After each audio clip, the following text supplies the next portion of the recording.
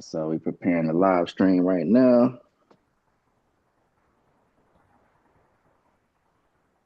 And then yeah, you could take a look and see like how it's looking. Yeah, Where do I look at? you should is I'm finna share it on the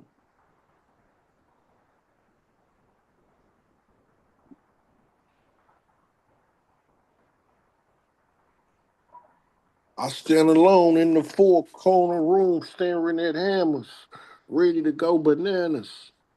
Just let this question run in the background, man. If any of y'all get a ping, man, let me know. Man, I got an idea I'm trying out. I want to like, kind of teach like little history stories, but like in a real fun way. Uh, so obviously I don't want to say dummies, but like, so I don't know history for the homies. The first episode is about Osiris and Set, and basically how he got backdoored. But if you think of anything, man, kind of roaching for a name right now, man, so I could post one of these soon. hey, by the way, y'all, we live right now. Oh, okay. So okay, yeah, we live right now. All right, so then I'm gonna go ahead. We're gonna go ahead and get started. Let me go ahead and record. All righty. All righty.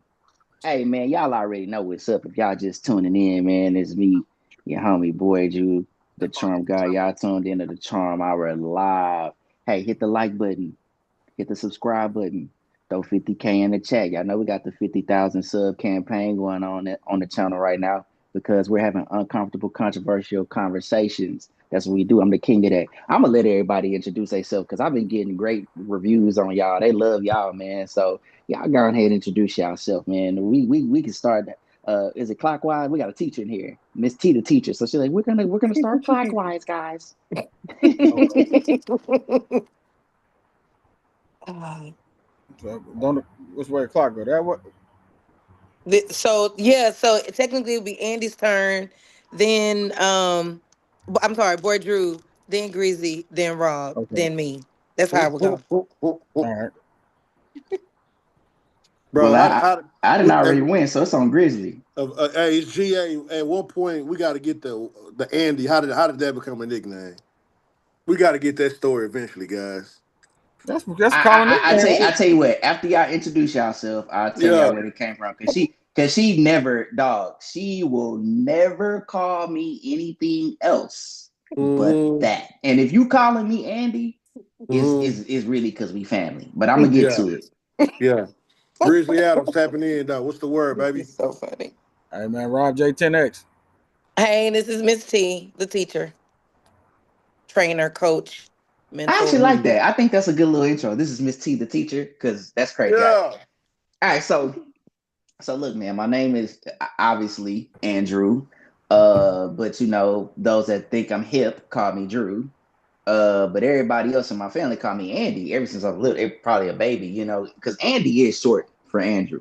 That is Mm. the short name. So it's really just that, like, ever since I like it was Lil Andy for the longest. Lil Andy, Lil Andy, Lil Andy. But Lil Andy ain't Mm. little no more. Lil Andy out here grown, 40 years old. But your Hmm. family gonna always like her, Camille, her sister, or anybody like in my family, they gonna call me Andy. That Drew shit is out the window. They're like, I don't know who that is. They don't know who that is. They don't know who that is. They know who Andy is. Hey Hmm. man, the content guys has blessed us. The content guys has blessed us. We have a whole bunch of content and shit that we can just cover. Let's talk about this Donald Trump thing Hmm. first. Let's kick this off. This segregation ban. First off, in his rolling back on DEI, of course, and he's made this executive orders to roll back on all several. It's a whole bunch. I don't think it's just one item, but the thing that has just been blasted in news outlets is his rollback of, and at least with federal contracts, the verbiage that talks about segregation, or the rules that were actually stopping being able to stop you from segregating. He's taking that verbiage out, and everyone else is taking this as he's basically saying we going back to Jim Crow. Because I've been getting text messages from people who are saying, this is what you wanted. You got what you wanted. We're going back to Jim Crow. And I'm just like, dude, I don't think that's what it means. But it's like every day online, we're going to hear more and more and more and more about what Trump's doing. Which I think about that. Um, I, I seen the clickbait on it. I didn't even look into it. Nobody's hitting me up, ironically, because I think people know I'm gonna try to break it down to the lowest common denominator every fucking time. So I thought it was just clickbait, to be honest with you. You know the certain group of people we know that you may know that every time he take a pitch, they jumping and they're frightened and this is what we wanted and oh my God, what are we gonna do now? As people, that's a bit exhausting. But I don't really I haven't looked too much into it, bro. To be honest with you, so I kind of need to be informed a little bit. Okay. Well, I looked into it. Like I read about it. Well, you know the notifications you always get when he's doing something or signing an executive order or whatever. Hmm. So basically it's yes, you're he's removing the verbiage, but the action comes with it. So Hmm. now prospectively, I assume from what I read, if a company, a business, a restaurant, could be a gym, it could be anywhere. If they have a water fountain, it could say whites only. They can segregate. If it's a restaurant, okay, well, you white sit on this side, black sit on this side, or however. I mean, there are a lot of mixed races now, more interracial marriages, relationships, and children than there were back then. So I it spark a plugged with me for the simple fact that it doesn't make sense. Like I don't understand the rationale, but apparently it's being done because it still kind of falls under DEI. And so I guess the question is, does it really fall underneath that, or does it have something to do with discrimination? Because there's a difference between a law and a bill, you know what I'm saying, and things of that nature, and these executive orders that he's signing. So if that does, let's just say, play out, what does that look like? Right. Well, on the flip side, though, some of the things that Trump is doing is uh, he has to take an extreme just to bring a regression to the mean. You know what I mean? But because okay, if you have laws now where if you call somebody the wrong pronoun, your career is at risk. Some states, could even potentially be a crime. Um, so I'm not saying this is why he would have done away with this, but at the same time, it's like in the culture that we living in, it's really hard to understand these moves at a surface level. But it's not like he's come into, yeah, he's moving in an extreme way, but if I'm looking at it objectively, he hopped in an extreme situation. So I don't know. That's the part where it gets a little bit tricky, in my opinion, man. But I have no. I mean, I have no thought, even an inkling, that the purpose of Trump doing this was so that they could have colored only fountains in restaurants. And if I mean, and if it's 2025 and you're so stupid that you go to a restaurant that has a colored only fountain and get mad that you can't spend your money there, I mean, you're an idiot. So Yeah, I mean, I think that's kind of where I'm at too. I think listen. I think we need to be reading. We need to be understanding what's happening. I don't like a lot of the racial undertones there because guess what? I'm a black man from the South. We're black people from the South, so we have been educated on what Jim Crow has done and what racism has looked like. So some of this stuff is disheartening, but at the same time, to your point, Rob, I think it's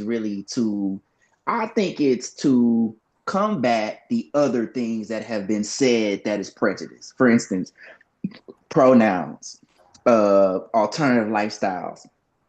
Those are the things that are lumped into the civil rights, protections. And so I've said this over and over again. If Black people want to address things that we feel that are going to directly affect us, then yeah, bring Jim Crow back. You know why? Because now we get a chance to make sure that we can directly address the things. You looking up on the computer? Look, we got the Miss T, the teacher, right there. She gonna look it up for us. Yeah, Tell I us. am. I am. Okay. So this is what I'm saying.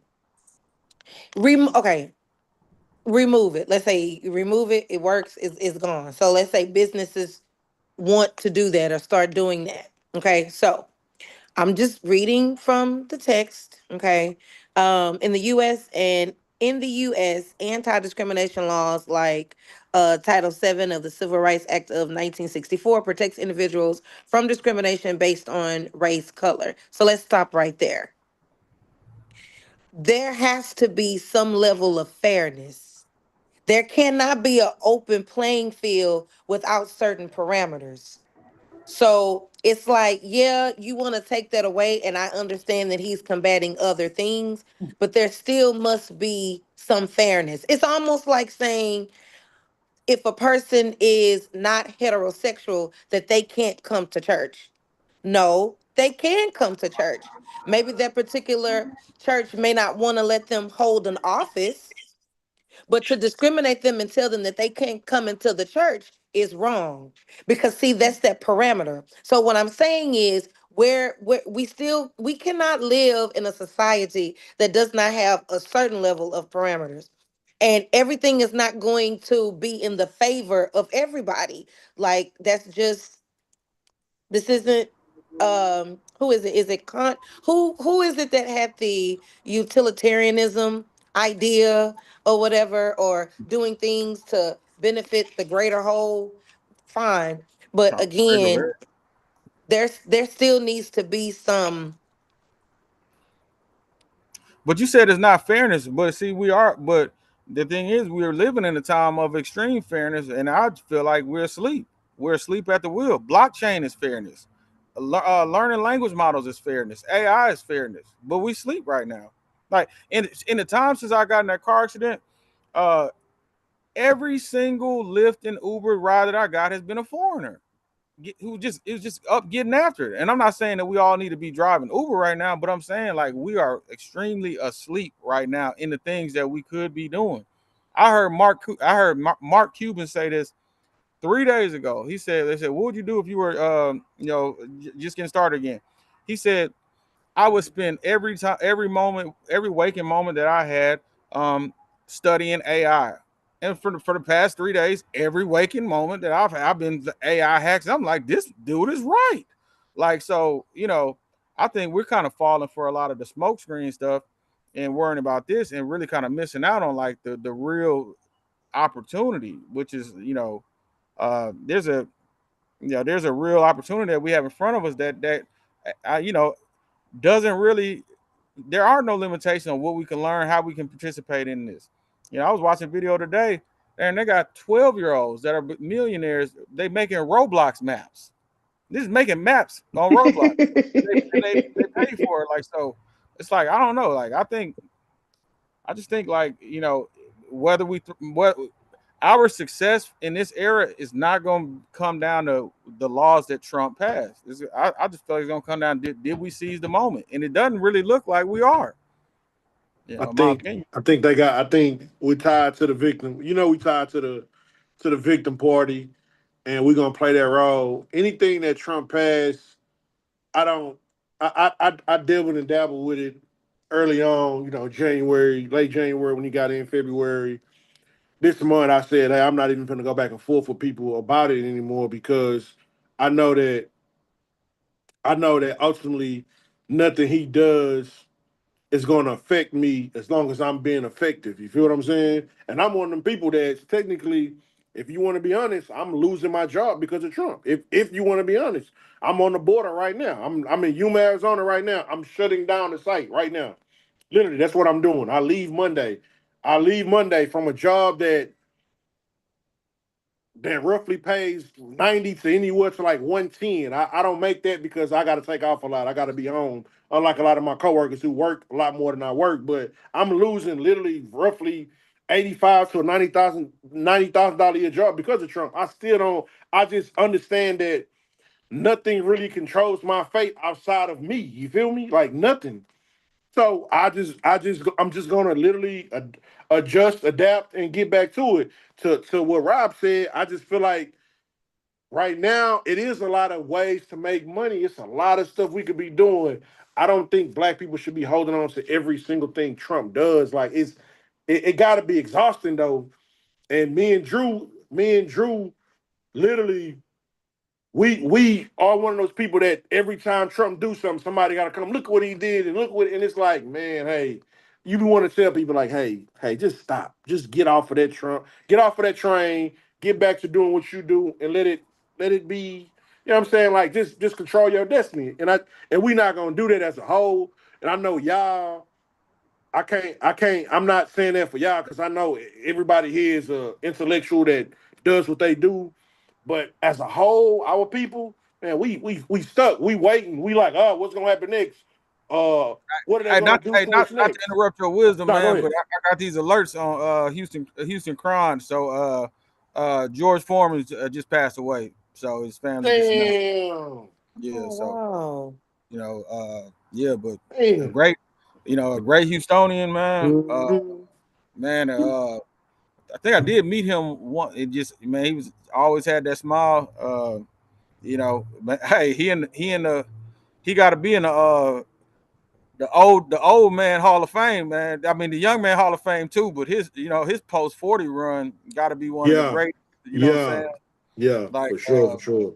you know what I'm saying? He in the second run. He might be the second run goat. You know what I'm saying? Like, really. Hey, Saying, hey, Real. man, we definitely got we definitely got to give a RIP to George Foreman. I'm sorry, y'all. I'm The switching great up. George Foreman, for yeah, real. most definitely, Fifth most Ward definitely. legend. R.I.P. to George Foreman, Yeah, man. yeah, we got to give George Foreman, Houstonian. Man, isn't it wild to be streaming live and get that? Like, that's kind of Yeah, crazy, man. yeah. Um, wow. Back to the topic though. It's funny because Miss T laid it out. We talked of this is by the way, this is a great setup. That's us damn near genius. Because we talked about the segregation thing, and then we get into black hypocrisy. To your point, and I'm gonna let y'all cook a little bit on this one. As we're seeing black destruction right in front of our eyes. Let's just be clear. We're seeing black destruction. And you said, you see a lot of foreigners. I've seen a lot of foreigners. I drive for Uber, full time, by the way. Mm-hmm. And we look down upon that. Black people look down upon that. But you got Uber drivers out here, foreigners, who are making $6,000, $7,000. They're going a month. They're going to buy cars. They're walking into dealerships. They have the money to go get the cars and actually get out on the road and make that money. You have other communities of people, and they're taking that funding source and then applying that to something else. Let's say they're paying for education, they're paying for other things that will lead them, or getting a high earning income skill that will open the door for them. But we look down upon that. We think that you need to. We talk about six-figure income, but we don't talk about what it takes to get to six-figure income. We want to sell dope. We want to get out into the streets. We want to do all the things contrary to being free. And you have a lot of men and women online saying, women especially, oh, I don't want a blue collar worker. I don't want a man doing that. And so it's like when you are promoting this level of debauchery, but you worried about Right white about what? folks. Like this is what I said even today. And y'all might have seen my rant on Facebook. I'm like, Donald Trump ain't the issue when we got rappers out here putting money on people's head.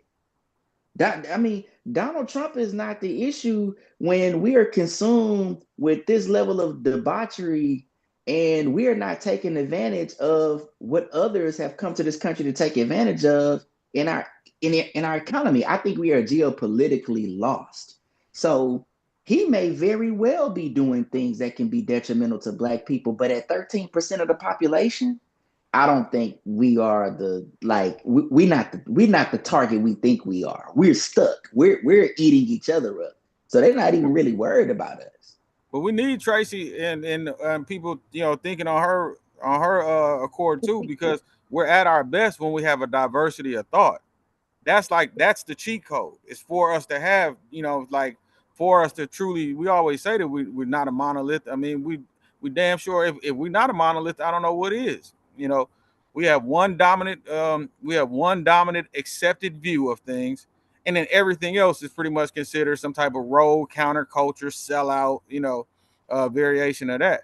Now, um, so we do need people with the watchful eye. Now, one thing I will say that Trump is doing is he um he definitely is setting up and kind of giving a blueprint for others to take action on anything that they feel like you know gives any race or anyone a heads up. So right now they're doing a study as far as just to get the actual, I guess the word they're using is disparage amount of minorities, because a white guy sued against the minority certification.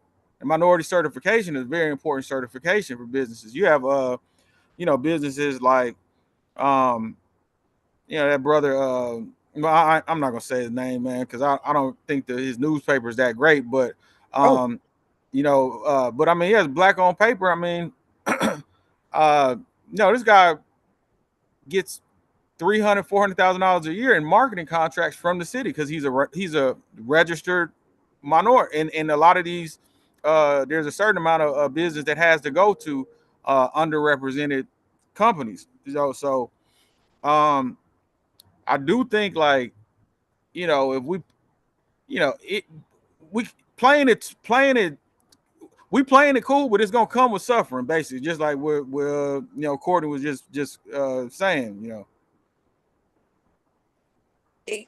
right. I agree. Okay, so a couple points. Do I think we've advanced where we needed to be? No. But it's kind of like this. You know how, like, if a president comes in and, let's say, things don't go right for 4 years, it takes 8 years almost to clean it up?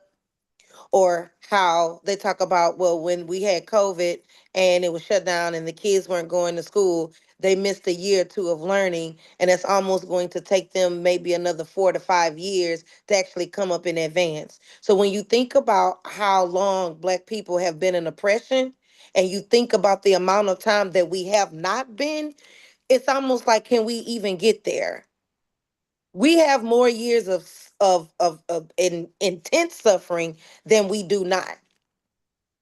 And since we haven't done, honest, when you take 200-300 years, and then just from the 1960s up to 2025, that's what, is that even a third of the amount of time? We can't, I just don't think, just in, we can't advance that fast because we haven't been up that long.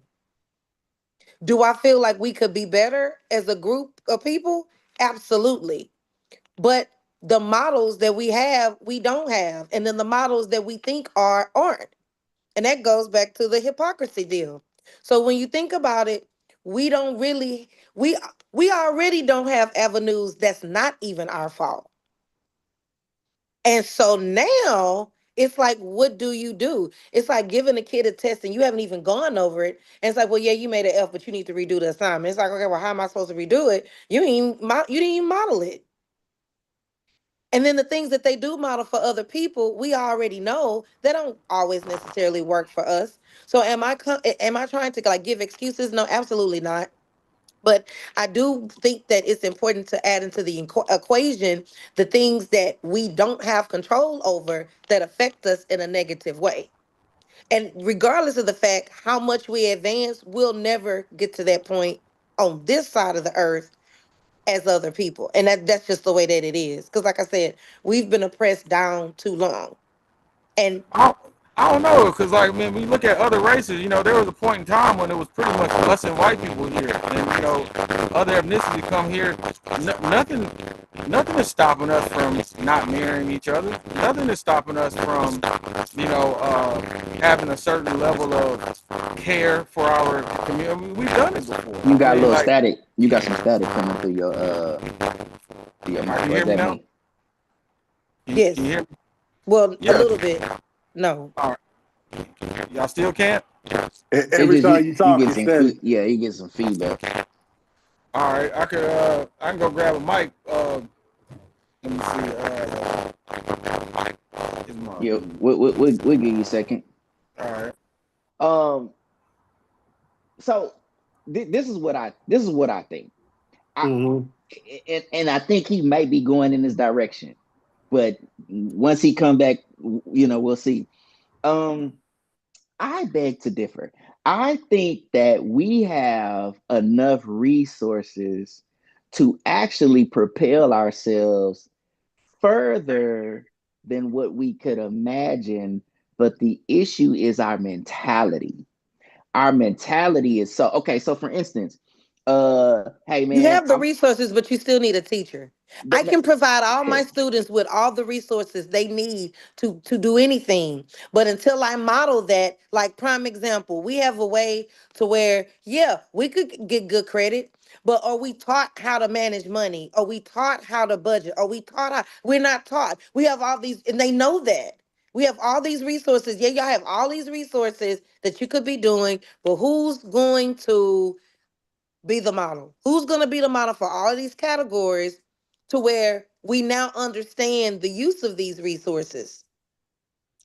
It still goes back to that. Yeah, Us, yeah, but us. Wait, but okay, go ahead, cook, Rob. like, I mean, we built Howard. We built Howard University, 8 years out of slavery, $400,000. We started Freedmen's Bureau. Now, Frederick Douglass had, yeah, like, I mean, so that's just like, I mean, it's just if you look back at our history and our evidence, that it doesn't really support that. Like, it supports maybe that where we've come today, but we've already engaged in collective group economics. We've engaged in the all of these very things. So it's like, to say that we don't have a teacher. We damn sure didn't have a teacher who coming off a plantation, having the eight mystic years when you get uh like 1,300 congressmen or something of that nature. Now, like, so, I mean, like, at what point what are we, if nothing is our fault, like, what No, are I we at? no, I didn't say nothing was our fault. All I said was I said we have not been able to use the resources that we have right now to get where we need to get. Okay. That's what I said. So my whole point is that we have had, if you want to call it that, models in drops of time. I'm talking about a continuation, a model that's generational to where we can continue to come out of the hole instead of further digging ourselves in it. That's the point I'm trying to make. Okay, And that's a here, fair point. and I've even said this, I'll be the first one to say everything isn't the white man's fault at this point. I've said that. But there still are some things that we don't have any control over that could put us in a box that we have no control over. But the things in which we do have control over, we have not used those resources the way we needed to. All right. So you want to talk about that? My grandmother, rest her soul, she was the first graduating class, I think, of Texas Southern University. She was the one who they were raising money to get Soul bricks. bricks. Yep. Yeah, well, yeah. Not I don't mean soul bricks, but yeah, Yeah, yeah, that. yeah, yeah, yeah. The Yeah. You go ahead. You know the history. Go ahead. Yes. So she was part of that. My grandmother was part of that. But see, here's the difference. It almost seems like when resources are tight to none, we can find a way to make it work to get out. But when we are given a plethora of tools without a model, we don't really know what to do with it. It's like giving too much to a kid at one time and then getting mad. Well, why didn't you do this? Why didn't you put this up? Why didn't you? Well, it's too much. Or if it's not too much, show me how to make this work. I think That's I think that's that's the point I'm trying to make. I think he mentioned the Howard building, Howard brick by brick, 400,000 fresh out of slavery. I think everybody had the common destination at that time. Though we don't have a common destination. I bet if you put 5, 6 people in the room and you say, "Hey, let's come together," they're gonna have different ideas. You broke the disenfranchised down into marginal groups, and now they are part of marginal groups. So instead of me and Drew coming together as black men trying to do it, now I'm a Crip here, blood. Now we trying to do what's best for the Crips and the Bloods.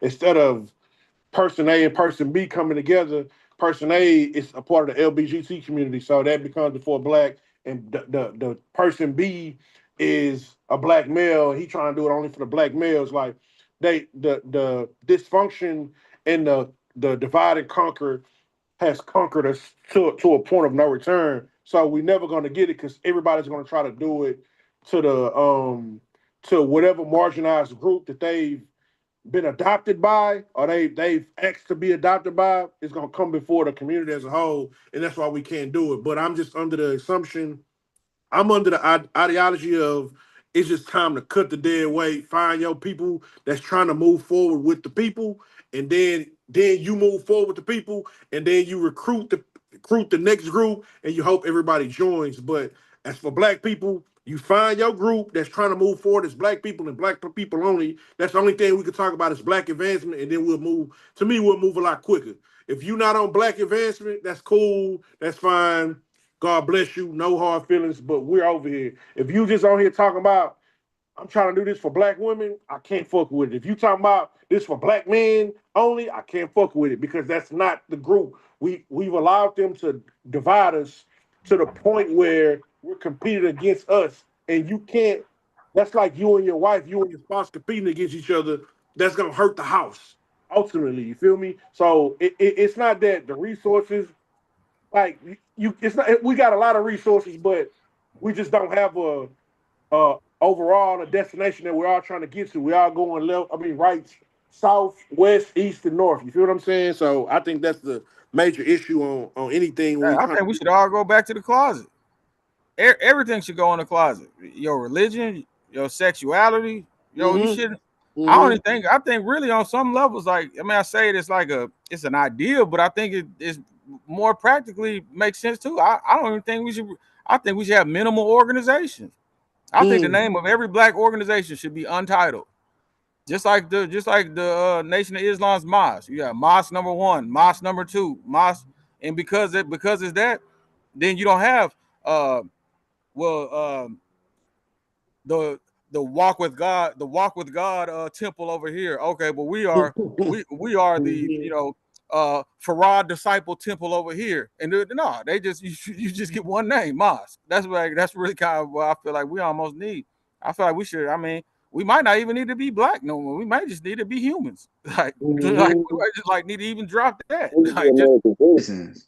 Like we have to understand what we need to really be fighting for. So let me back it up a little bit.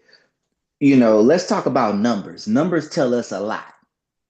When you go to the doctor, can y'all hear me all right? Mm-hmm. Mm-hmm. When you go to the doctor, you're checking your blood pressure. It's an indicator. When you getting that EKG, you getting some indication. When you going to get them blood levels and number, you get an indication. So me and Grizzly talked about this already, and he brought this up because we was involved in another argument. But 31% of blacks are married. That's a I don't care what anybody feels in the because tonight we was gonna be talking about how the dating conversation is dead. It is when you have numbers like that. Like 31% are okay. Let's look at that. Let's look at literacy rates. Even though it's in America, we know what the average is, but let's look at what's going on with us. When you look at the numbers and where we are statistically, we have so much that we need to address. And the first place I think we're gonna have to start is one, the family. I mean, you just look at the correlation in economic disparity and who's married and who's not. You just look at us. Okay, yeah, we have black women as most enrolled. Okay, you have a lot of black women that are around here parading around talking about how much money they make. But has that affected the community as a whole? Even if you look, and that's cap because you even have men collectively still in the black community are making more money, But that's nothing to tout around and say that that's great, even if men are making more money, because are you married? This whole baby mama culture, baby daddy culture did not come from red pill. It did not come from that. We have such a perverse way of thinking that everything we're talking about, by the way, is good. This is good information. But how do we even dive into the real issue when we got niggas like Big U around?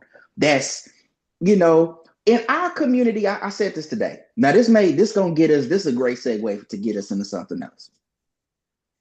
Men, masculinity, I talked to Rob about this, and I mentioned this to Grizzly too. And y'all already know, for those out there, we got a group chat. So we always talking about stuff. Our attachment and identification on masculinity comes from the streets. We look at gangsters, pimps, and dope dealers. That's the only real association for many black men of what that was their first view of masculinity. When we look at New Jack City, we see Nino Brown as a masculine character. When we looking at Boys in the Hood, the tough guy at the end of the day, we're looking at Doughboy. Now we have Furious Styles. That's an amazing character in there because Furious is the father. We rarely shout out the Boys in the Hood for even introducing that. But it's very rare when we see tough niggas. We're looking at gangsterism, and I'm gonna tell you how I know that that's a big deal because the Democratic Party and the Republican Party look at the niggas that they invite to the White House or to these events. They niggas. You inviting Lil Boosie to the fucking White House? I don't give a fuck if you Republican or Democrat. Because they're saying that's what y'all like. That's what y'all identify. I know y'all still on my ass on TikTok about Jasmine Crockett, but the world is saying that's who speaks for y'all. It's not Miss T. It's not Rob J. It's not Grizzly. It's not me. We're the average person that no one wants to hear from. You niggas want to hear from, oh, sister child. Oh, baby girl. That's who they think you want to talk to. And that's an issue. Listen, this problem that we are fighting is deep, y'all. It's scary. Tracy, we've talked about this. We've had hours and hours of conversations about this, but this is like, it's scary. It's scary, man. It's very it is a very scary place to be when you think about what's going on in the black community. I want to talk about this Big U situation because I think the Big U situation, and it's going to help us segue into another issue in hip hop. I've said this, and I got called the coon. I get called the coon. I get called step and fetch. That the black community, the American black culture, is the most perverse culture in the world.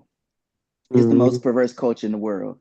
You got Big U, someone who I came to know Big U from being Nipsey Hussle's manager. I'm a fan of Nipsey Hussle, and I'm talking about I was a fan of Nipsey Hussle from the Cinematic Music Group days. We know that Nipsey had gang affiliation. Most West Coast artists, our favorite West Coast artists, mine are at least, they have some kind of gang affiliation. And I looked at Big U as this guy who was gang affiliated, went to prison, got out, got into the music industry, got somebody like Nipsey Hussle, and was trying to unify the gangs. Getting out there and having peace marches, all to find out that this nigga was not only telling on niggas, telling on people and getting them arrested, but also committing crimes. It's like you never denounced the gangs. You never denounced your street activity. You were just like, hey, I'm bringing in, these niggas start having little league football teams and shit like that. All the while, look at what you're really doing. And to me, this may sound like a real fucked up thing to say. That is black culture in a nutshell. Hey, I don't and you care left how out you. the fact like it's really like, I mean, we just gonna be studies about Big U one day, man, because he actually did do gang intervention. So he did gang intervention while snitching on people in gangs and committing crimes. Like, this is like the greatest finesse, like, in the history, and was getting The man was getting half a ticket a year from the government. He's getting $500,000 a year from the 400, government. 462,000 a year. Man, like I mean, from his, you know what I'm saying, from his city, you know. So it's like, and this be the tragedy about like, you know, about our people. We be having the worst executed great ideas like, ever. Like, you know, like I mean, it's actually it's the concept that he had. It's actually a great idea. You know, there's a gang shooting, this, that, and the other. You know, we're gonna send some people who already know what's on their mind in the heat of the moment. It's actually a brilliant idea, but you know, BLM was a brilliant idea initially. You know, like so, but we just, you know, our execution. That's why I think we shouldn't have groups. Every black group the name should be untitled.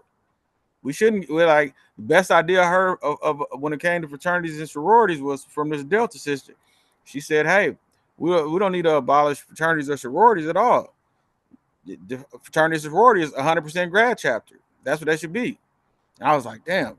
She's like grad chapters who does the work. Grad chapters who do like, well, yeah. I mean, you want to be a Delta? Hey, grow up. You know, there's a city line. There's a city charter. You could become a Delta just through the city.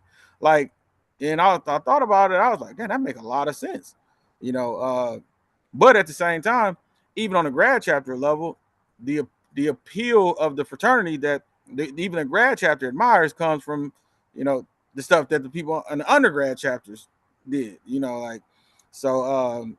You know, like, but yeah, I mean, we in a weird place when it comes to that because we've had a lot of, like I said, a lot of great ideas that we just, you know, fumble, man. Like, hey, my own alma mater, man, FAMU, man, we had a chance to join Conference USA in 2001. Shoot, man, they sent somehow the money for the arena came and, you know what I'm saying, ain't no arena show up. You know what I'm saying, like, yeah, so you know, just how it be, I man. mean, you had this, and I'm gonna talk about mishandling money. You had this lady, Black. I don't know if y'all know about this young girl, the Black Project 2025. You can look this up. She took in over I will. $100,000. Next thing you know, she's. I talked about this on the live the other day. She's posing in the Lambo. She's in a.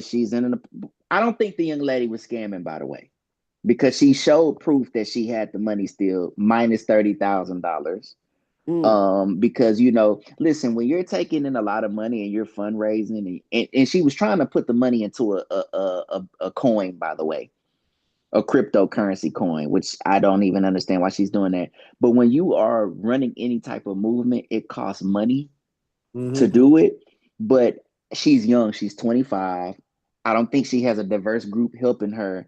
And automatically we assume that you're gonna scam. Because guess what we do? We do that. We do not know how to handle funding. Look at the turkey leg hut. Nigga out there with cars and shit. You know, every other week you in the news about how you not paying people and shit like that. Everything about you is negative. Everything that we hear about you is negative. Who's also has gang affiliation. Everything we hear about you is negative instead of you empowering your community, which you could totally do because I thought it was a good brand. I mean, we just handle funds. We're always been selling funds. Y'all might hear me cut out, man, these damn headphones. But Hey, we're but hey, all one thing go though, man, ahead. everything ain't negative. One thing that's flawless about him, man, is that man got a work ethic that, man, hey, he got a work ethic that, man, you know, hey, man, they took away the turkey legs, and man, back with oysters and When we outselling gonna the get out of hustle and start having establishment though? Like when See, do we get it? When do we get out of hustling? I'm a hustler and have Amazon. We could say that Jeff Bezos is a great hustler, but he has dog. Do y'all see how many Amazon facilities y'all see around the city? yeah. When I'm Ubering and picking up, I take a lot of people to these facilities to work, and they live in the neighborhood. Like he is creating jobs with that. When do black people get away from hustling and we advance to job creation? Well, see, that's a little bit of a trickier one. This on that one, I'm kind of more. in alignment with some of the things T was sharing earlier about where we kind of at, because so like even the concept of high value, right? The black concept of high value is really uh it's like the most junior varsity metric ever for high value. You think a job makes you high value? No, high value is a bloodline. High value is a legacy. High value is like I'm a part of something like that supersede. Like you can die. You can have the greatest job in the world. You can die. Like Mhm. so I mean, like high value is like I come from something that's well established. Like so going back to Jeff Bezos, they come from a background where it's natural to scale, it's natural to own, it's natural to have systems, it's natural. And I think Mhm. there's a lot of parts of business that just our self ideal doesn't quite fully even grasp and understand. Like a lot of it's really hard to explain. It took me a long time to really fully understand it myself. How like you have multi-billion dollar companies that have never made a profit. Like I don't think Uber has ever profited.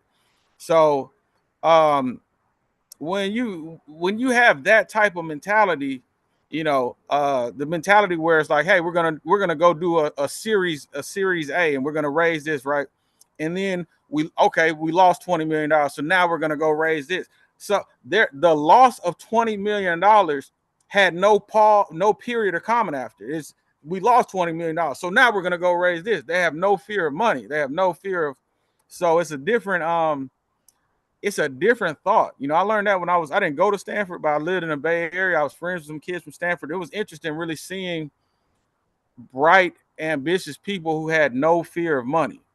They didn't fear, they didn't fathom the idea of not being able to access the resources. So um Jeff Bezos, he borrowed. I mean, he was in finance. He was doing his thing. He also borrowed 300 grand from his parents. Um, so And I notice mean, what you said. He borrowed it from his parents. No, that's facts. Yeah, yeah, right. And if he Go borrowed it ahead. from his parents, that means that his parents have money or they got money some type of way. So again, there goes that generation of that line where they have the money and the resources to do it. I'll put it to you like this. We Other people look at money. My father taught me this.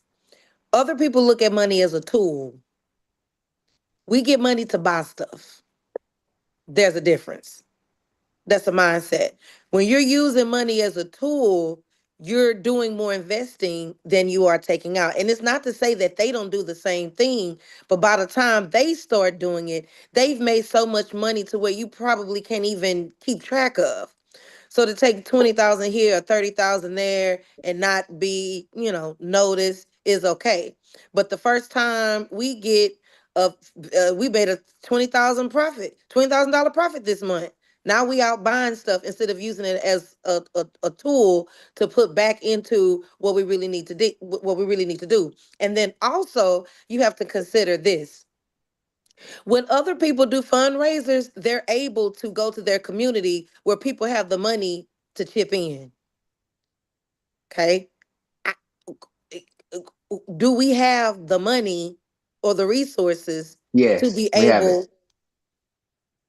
Where is it coming from? Okay. In the hair industry, I think we talked about this before, and you can look this up because you can look this information up right now. Look up how much money we've spent in hair care. Okay, I'll look it up right now. How much Li- money? Literally, y'all both from South Park. Yes. Yes. Literally, y'all know it's a beauty supply store Yep. on Cutler and Reed Road. Two on Cutler and Reed that sit across from each other, right? Yes. Hmm. And then if you go further down, it's one that's on Belford and Cutler.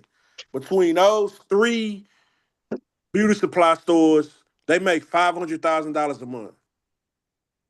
Now, Between those three, now they have just as many beauty supply stores in South Park as they do churches. So now that raises the question: why do Black people feel the need to spend their money on or their investment into hair care when we could be taking that money to our church Guess how doing much it? money we spent on the church over the last almost 40 years? $400 billion. Well, We then why gave isn't the the church? because we are talking about it. Niggas can't handle money. We don't know what to do. We do not know what to do with money, and we don't have a real strategy. Guess how much buying power black Why people is have in that? America? Because we're lost. We don't have Well, any clear who. Okay, but listen. The root of it is definitely white supremacy. Let's just get that out the way. The root of it is.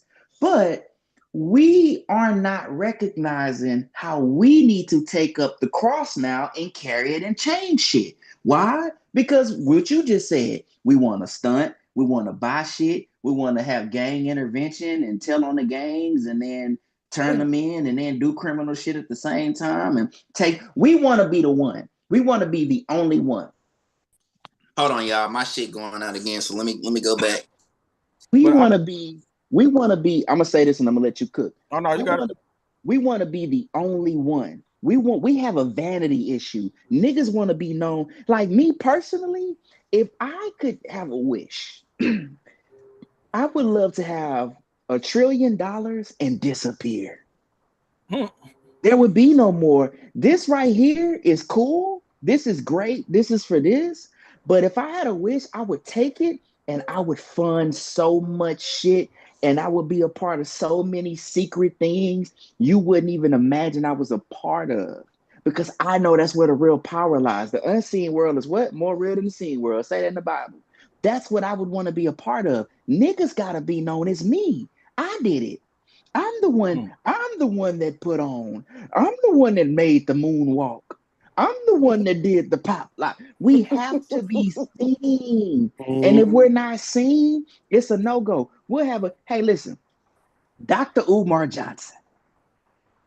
Dr. Umar Johnson, he's the perfect example. This nigga don't even take care of his kids, but he wanna be seen. Nigga, you got babies that you don't even take care of. This is the problem. I'm building a school. Don't mess with that snow bunny. You don't need no nigga. Where your black wife? You didn't man. Hey, I'm tired of niggas that got baby mamas and don't got wives trying to have a conversation about relationships. I think y'all need to shut up. If you got a baby mama and you ain't got no wife and you ain't never went out to go get no family, you need to sit your motherfucking ass down. You don't need to be talking about shit. Because this dude, 10 years, you said this, Tracy. Kip, how many schools Kip got? Man. I think you might have said this. How many schools Kip got? a lot. And nigga, you struggling to build one? They got a lot. And not No. only that, they got them Wait. spread throughout Saray said the that. states. Shout out to Saray. Me and Saray was talking about this. So I'm gonna give her credit. I want to give people their credit when they drop because I'm gonna take your points. I'm gonna take your point and preach your point. If you're mad, be mad. But we talked, she give it to me freely. Kip got how many schools? They have That's a a great lot. point. I can look at the number. Let me tell you the number. KIP schools. Let's see. KIP. I'm gonna guess 27 in Houston. And nigga, we waiting on you to build one school and you don't take care of your daughters. Talking about me and Mama Smurf and baby Smurf got it. Man, shut up.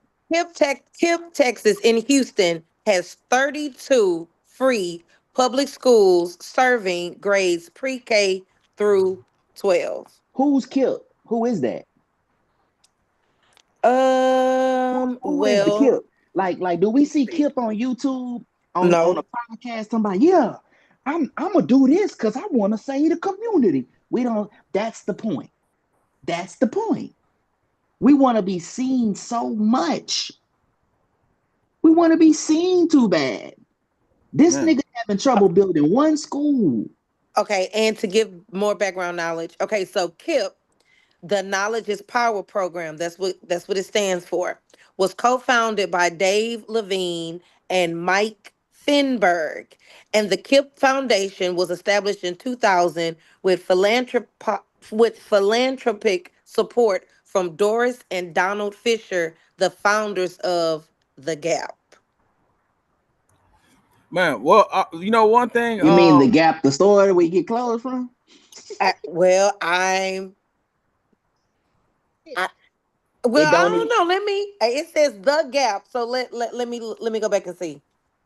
Hold You on. know, one thing though, while we talking about it, man, one young man who I think is exemplary that we talking about someone did it. There's a brother named King Randall, um, And this guy, I Mm-hmm. think he was still in high school. Yeah. Um, and he put together a school, put together that he actually paid Umar to come down and talk to his people. Umar, of course, Umar took the bread and they didn't show up. You Um, lying. nah, right, but like, nah, this young man, this I young think the brother, the CEO of Kip is a black man. but this brother here, like, if we're gonna talk about, the blowing and fumbling the bag, this young guy has really showed up, man, and I'm gonna even do what I can to try to get him, on the platform or something, man. He's a real sharp guy, but his name is King Randall, man. And it's a great story. Roland Martin tried to son him, and then that's when the young lion just roared and made Roland look stupid. You know what I'm saying? Like, so we do have some voices out there. I don't want to like, I definitely don't want to leave out anyone who I Roland know. Martin, the sassy male Democrat. But go Yeah, ahead. but like at the same time, when I look at privilege, man, like I won't even speak to white privilege. I just speak to black privilege, right? If I look at, okay, my grandparents, my grandfather went to med school, dental school, right? And his dad was a police officer, whatever, right? So if I look at my cousin who's 1 month younger than me, right, and I went to my paternal family in Detroit and everything, like I always say, the craziest thing I experienced there is black normalcy, and like a lot of people don't even know what black normalcy is. Black normalcy is like, yeah, oh yeah, he's a physician. There's no story about how I had to overcome this and had to he's a physician because he wanted to be a physician. Like that's all it is.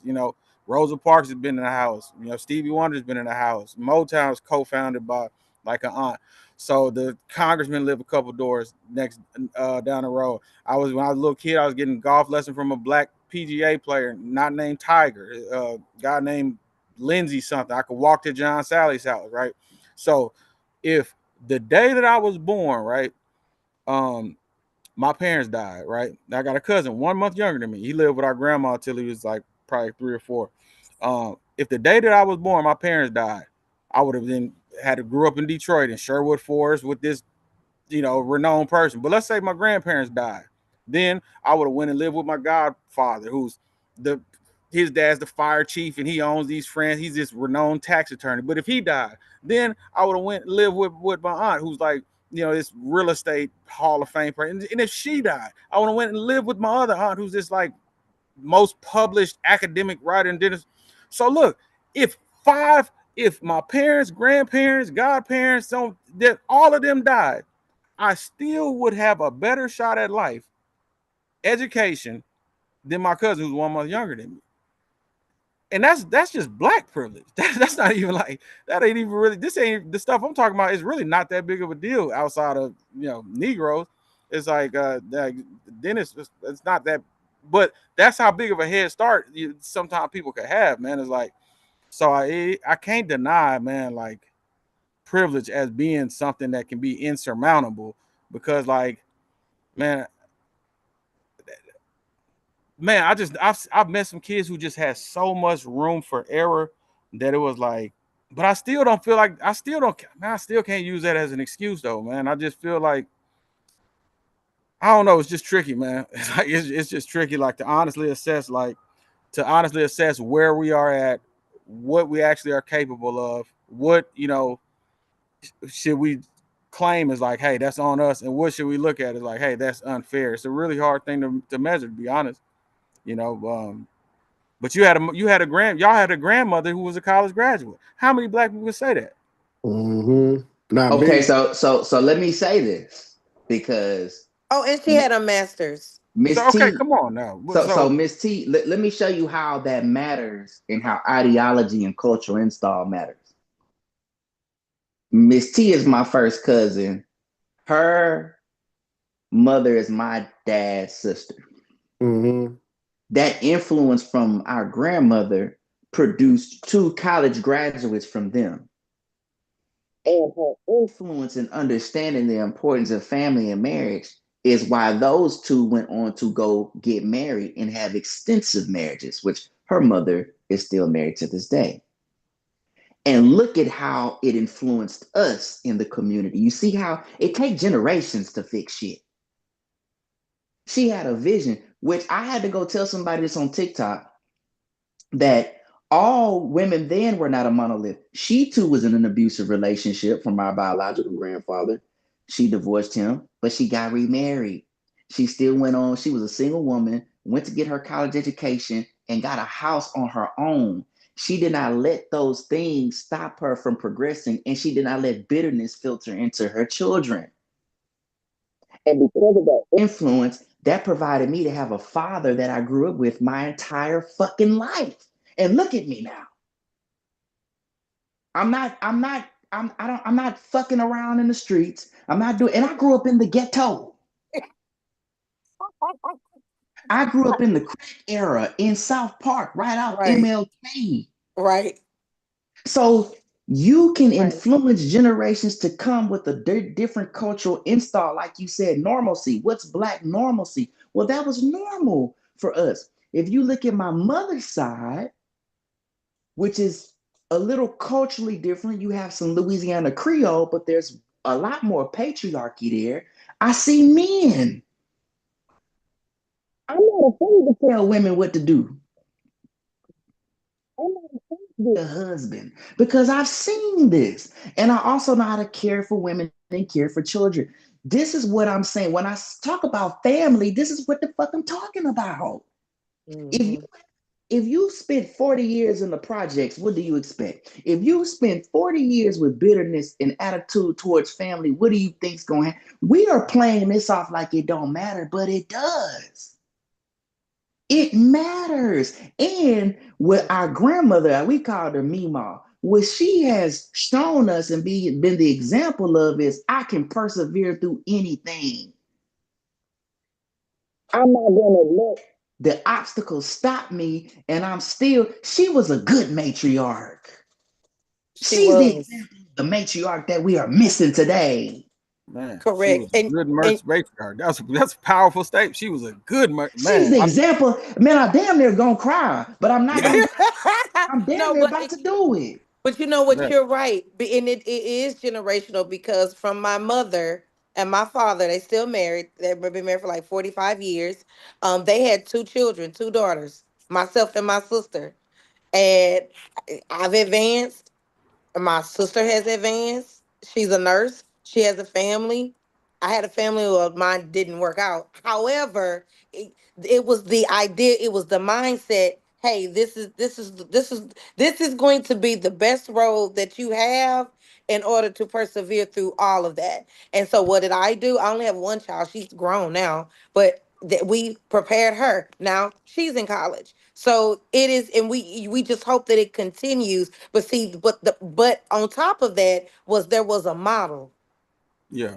You The had a model standard. started from somewhere, and everybody was on board with that model. So you need a Yeah. model and you need unity. So you can have a model and people are not unified, or you can have people that are unified want to get together, but they don't really know how to do it. And even back to the finances, you know, depending on where you go, believe it or not, even in school, certain schools where they located or how much they make teach certain stuff, have access to certain classes. So you may be taking a business finance class in middle school, I mean, in a high school. And so you're learning about budgeting. We don't have checkbooks anymore, but the idea behind it is still the same. Knowing how to balance your money, knowing how to live below your means. And see, that's another thing that we do. We live at or above our means, mostly above. And Yeah. something that my grandmother always taught me was, you can buy whatever you want, but you have to make sure you can afford it. We buy more things than we can actually afford, and then we put ourselves in impoverished situations. So there, but again, it goes back, like you said, to a family unit, and you need that model. And even if And a you self don't, ideal. Y'all are describing a self ideal that your grandmother like her the she basically infused you all with a self ideal. It's probably why you all, it's a Friday night and you know you sharing ideas with about culture in the world. Like she infused you all an idea of what you all are capable of and a standard. So it's like, Mhm. and that kind of goes back to one of my other kind of ideas that I think about sometimes. You know, I I feel like you damn near can't really be a successful Negro if you haven't had some type of specialized training. Like I just don't. I really haven't. You know, there are some who there those who did get out the mud, and I got the highest level of respect for them. But most of them, most stories is like gonna be something like you telling about your grandfather, mother, something I'm me telling about my grandfather. Hey, there's a Robert Mayberry scholarship that I never received. Like hey, like you know what I'm saying, like so it is a standard when you see, and I think we do.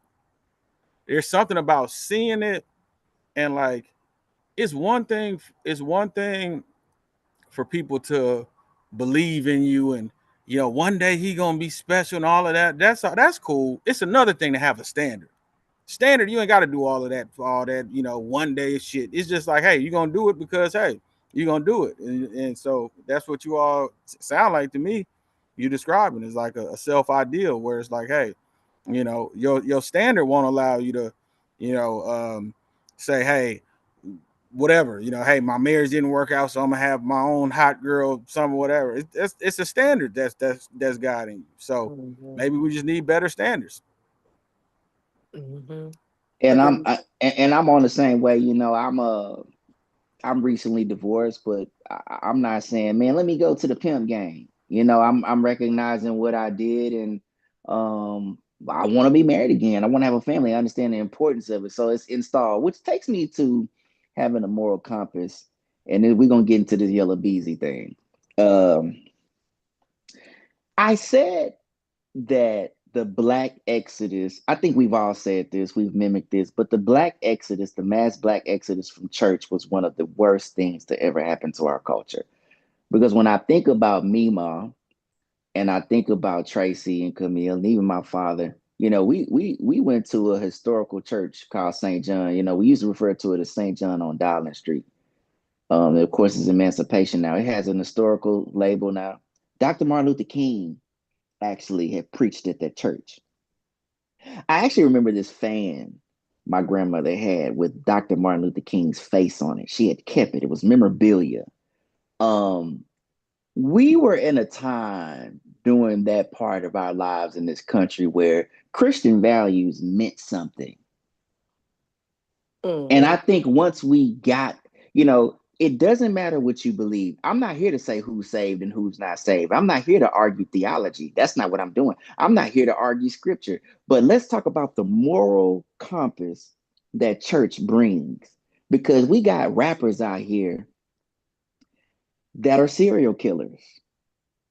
We got rappers out here that are serial killers, putting hits on people, rapping about it. We singing and dancing to people talking about killing each other. I mean, this Yellow Beezy thing, I said that hip hop was one of the worst things. Hey, Rob Gillette got mad at me. Now I ain't throwing shots at you, Rob Gillette, but I'm putting an address on it. Rob Gillette got mad at me because I said Kevin Samuels has done more for the black community than hip hop has ever done. And that may be a hot take, but I just when you look at all the killings and all the debauchery and violence that have come from rap is ridiculous. Yella Beezy is facing capital murder charges for knocking off Mo 3.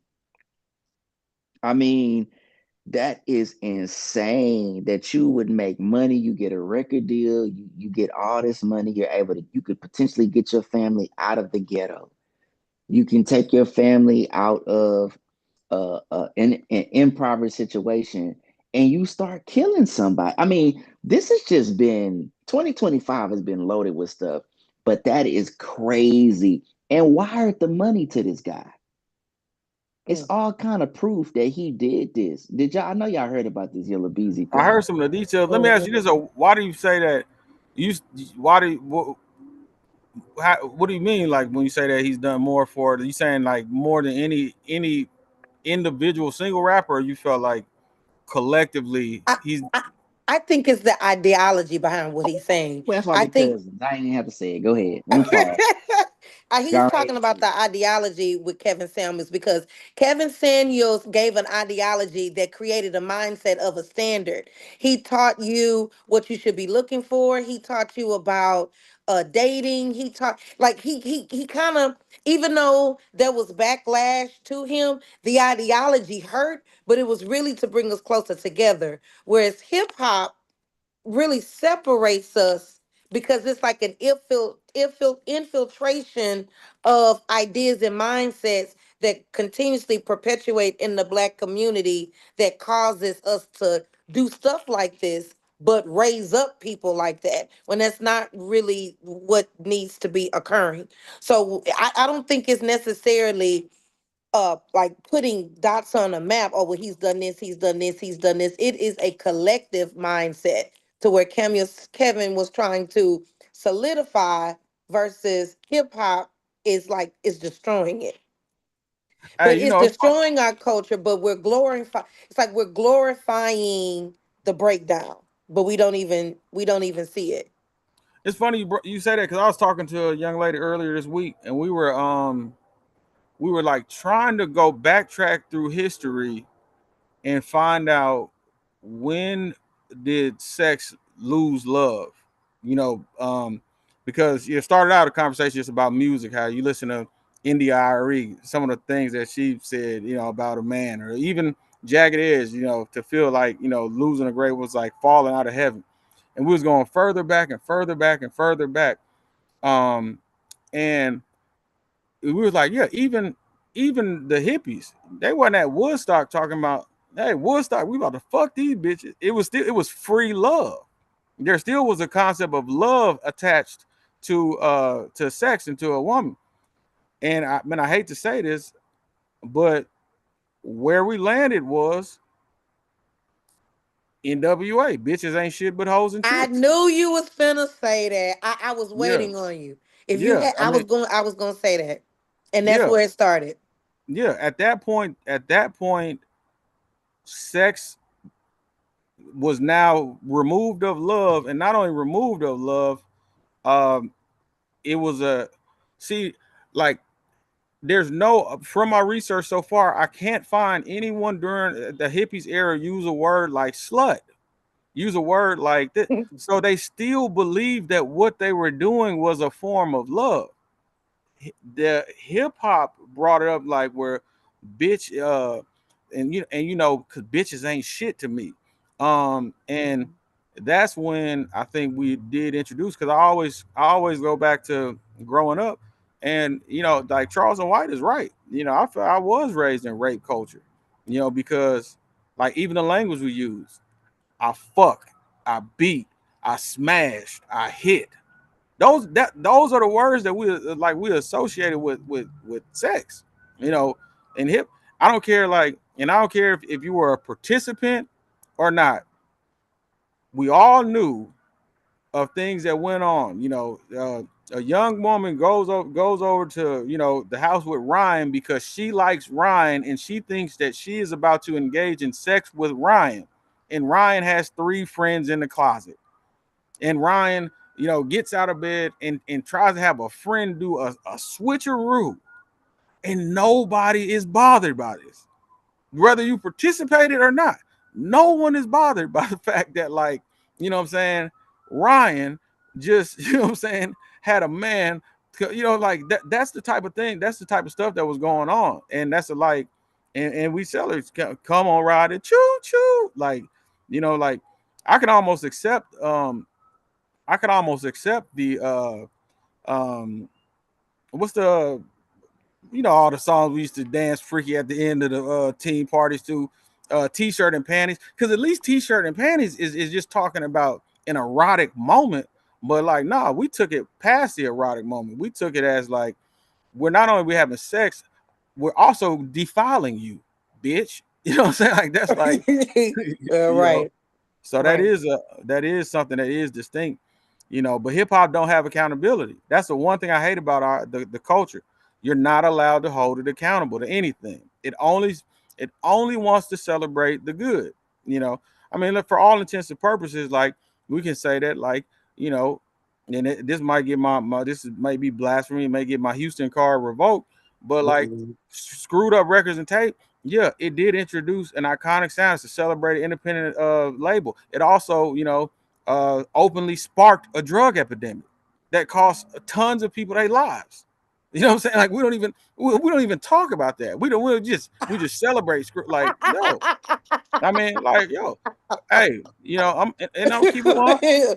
And I'm gonna keep it 100. I've done work for Rex Shop. I got the highest level of respect for Rex Shop. He gave, we built some courses for him. That's my one of my partners saying, hey, man, released a song that changed the social dynamic of drug use and basically created a generation of X-Field poppers. Before I just popped me a lovely, niggas didn't do that shit. Black people did not like it was. And in my family, being from Detroit, it was you had regular niggas and fiends. Regular niggas smoked weed and drunk alcohol. Everybody else was fiends. Now Houston dudes might have sipped, drank, and did that. But like dog, one song, I just popped me a lovely, and I mean I can name 50 people who first time popping a tab was at a club when that song was out. So like we don't even hold that accountable. Like we don't even acknowledge that I'm saying that. So I think you get the negative push forward because you don't own it. So if you owned it, right, and I controlled it, then I could stop it, then I could give it to you in moderation. But the people who own it, who control it, who give it to you, don't see no side effects of it. So why would they ever stop from pushing it to you? Because they only thing they get is money from it. They communities don't get fucked up from it. They don't lose people to drugs. They don't lose people to violence. They're not calling their women out of their names. They don't get it. And ironically, we have we created something, we evolved it, we ran it through the mud, we put it to the sky, we progressed it, we made the best of it, and we don't own it. And I think that's the kicker. I would think that NWA more or less started the gangster rap era than the disrespect to the women. I'm a Snoop Dogg fan. That kind of more started the. Remember when Dolores Tucker and them was going back and forth, and we thought it was unfair at the time. When I first heard about it, that's not right. But at the time, when you look back on it, it's like, damn, she was right. hey, Right. I got a Dolores Tucker revisited video. I'm almost Yeah, done with. yeah, That was that, a bright woman. yeah, She bought enough Sony stock so that she could have mhm, voting rights at the meetings. that's And crazy. yeah, and so the issue ultimately though was um something that she had did got Pac she did do something. I had to get the clarification and come back with it. That may have like cost Pac an opportunity or something. And then what? So that's when Hmm. it became personal when he felt like Yeah, it hit his pockets. But what she was standing for, looking back, I mean, she was right. At the nah, end of the she day, was she was spot on for real. like Dolores Tucker, man, we really know what collectively as hip hop, we should write an open letter apologizing to Dolores Tucker. You know what I'm saying? Because like, the woman was actually correct. And I mean, for us to think, and I remember I used to argue for this, I mean, for us to think, man, that this was gonna end well. I mean, well, how crazy were we? You know what I'm saying? Like, Hmm. I think so I think, and you say about the love songs. I think the rap to me in my mind, rap comes from R&B. Any kind of R&B, James Brown. I think rap and R&B go hand in hand. But you mixed in too much rap into R&B, and then R&B kind of picked up the negative aspect of rap, and that's why R&B you don't have love songs. All they talk about is sex. It kind of intertwined. Again, it was one thing when you had Lil Kim come out and be very raunchy in her records, but you actually had to buy it to hear it. Now you get your Megs, you get your Cardi B's, it's on your radio, and them talking about genitals and rapping about it. You feel what I'm saying? It's like, dang, it's no way to escape it. I think it became volatile when it's in your face nonstop every day. I've never talked street stuff and certain stuff as much as I've done like in the last 3, 4 years, probably the previous 30, 35, 36 years of my life because it's so much in your face now. It's like an overdrawn. It's like pushed on you. It's like nonstop. It's like, every time you wake up, you see it. When it come to rap, now we're at the drill culture. It's like, I don't even know how much further down the rabbit hole we can go with rap now. Cause now you literally have dudes that you used to hear about They was like Mitch used to whisper about him, and that dude killed people. Now you got them boys front line rapping. They're the stars. I think that nobody else would allow this, but it kind of goes back to the culture of the degenerates being able to come forward and be frontliners for your culture. Nobody else would do this. Nobody else culture lets the worst of the worst come forward. I'm not speaking from a spot because I'll be on the phone. I have a conversation with Drew about relationships, Rob J about politics, and my phone will ring and it'll be directly my a homie from he live, my cousin FaceTime me from Brianhurst with a bunch of 40, 50-year-old Crips and hey, what's up, cousin? We what's up? I don't want to talk like I have not indulged in stuff. What I will tell you is I would never ever get in front of the class and be like, hey, I'm from this and I do this and this is what we do as if it's good. I think that we've celebrated the worst of us too much, even as individuals, not just simply as the worst individual in the community, but even as individuals, we will celebrate the worst part of ourselves. And I Yeah. think rap is kind of like that. It's like the worst part. It's like the worst part. You got women, and it's crazy because you got the young boys rapping about the guns and the bragging about it. Then you got the young women rapping about sex and fun. And it's like, damn, like I had to look back recently, like, damn, like the culture is really full of losers. Like this is loser shit. This is shit that's Yeah. gonna hurt you in the end. That's loser shit. But I'll say this. Like you said, you can't hold nobody accountable. You can't say that's wrong. You literally just got into an argument yesterday, Drew, because you can't at the thought of somebody holding somebody accountable, that's offensive to people. You can't say, hey bro, you tripping. Don't do that. That's all right.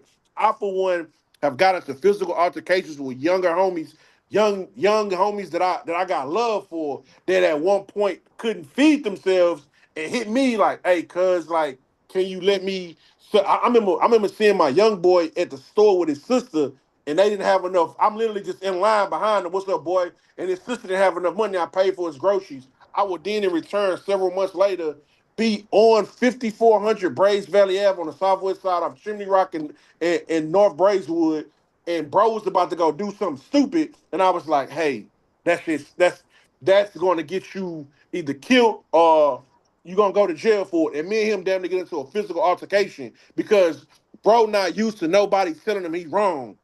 He wasn't Man. being raised by his his daddy. He don't have a daddy like I had a daddy. He got a sister that's raising him. That's like 5 years older than him, trying to tell him. Mm. And I'm looking at and I'm telling bro like, hey bro, that's not what it is. Don't go do that. Me and him get into it. We damn near get into it. I damn near that it I will I look back at it like man that's it. Our situation is so volatile. I'm damn near know what he on. We get into it. I'm telling him, don't do something to go do something that could potentially hurt somebody. I damn near finna have to hurt him because we got into it. But that's how deep this rabbit hole goes with this kind of shit. Because you can't tell people, hey, don't do that. That's not good. But let me just bring it all the way back to rap. It used to be what is the life imitating art, art imitating life. It's just too. It's it's like the rap. It's like the want to be real and the want to be authentic has went so far that it's almost scary. It's it is almost like a Black Mirror episode right now. And it's a seductive element to it too. Like it's like a hypnotic element. I remember when Chi-Town, what's it called, Chicago Scene 88 YouTube Mm-hmm. page first started coming out, right? And I started watching this, man, and it's super intriguing. So I'm learning in every episode end with a cliffhanger where you waiting to hear the next episode. And then while they telling you the story, and it has this like this. I'm gonna send y'all the instrumental like that it made it behind, right? But it's just like eerie thing. And then the person talking, they're not talking in regular voice. They talking in like an anonymous voice, right? Like Mm-hmm. now we get to the story. So I'm watching this right every night. Now I know the story of who killed who, 051 Melly, Bezu, all of this, right? Mm-hmm. And man, so one day, man, I'm riding down the street. I'm on Richmond, man. And now I've been watching this probably for about 2 months now, right? Yeah. on the other side of Richmond, it's like 100 dudes in a parking lot. And like that, shooting a music video. You see the camera set up, it's just, Negroes everywhere. Out the blue, I'm in the car by myself, man. I look over at them and I said, man, I air that bitch out. I said, what? Did I call myself? I said, wait, what the fuck? I was like, wait a minute, like what the what? Like, and I had to really sit back with myself. I said, what the Mm-hmm. fuck was that? Like, I really had. I was like, what the fuck just happened? You Promote know? them intrusive thoughts. It definitely promotes intrusive thoughts. Those intrusive thoughts you have. Rap does that a lot though. But go ahead. Yeah, but not it was so crazy. It was so crazy to me that like I looked and that shit just came out. And it didn't come out like no fantasy. It came out like I meant it. I looked, I said, now I air that bitch out. I ain't He know a did single say person. like I meant No, I did not know a single person over there, man. it. I did not know a single person over there. I just had been watching Mm-hmm. the shit every night, man. Like, and at that point, I was like, yeah, man, this shit got some real eerie programming It's, to it. it's, Man. it's, So it's very demonic. yeah, It's like sex. The rap and the violence and I don't people don't usually get what I'm saying with this, but my only person that kind of understand it when I explain this, my old lady, is like the evil and the demonic. It's like a demonic thing with sex too, though. I don't know if y'all notice. If y'all ever put the Yes. demonic aspect of sex together with sex, the demonics and the sex with the rap with this shit, it's like demonic. It will put you on the edge of your seat and put you like, man, man, wow, I wish somebody would.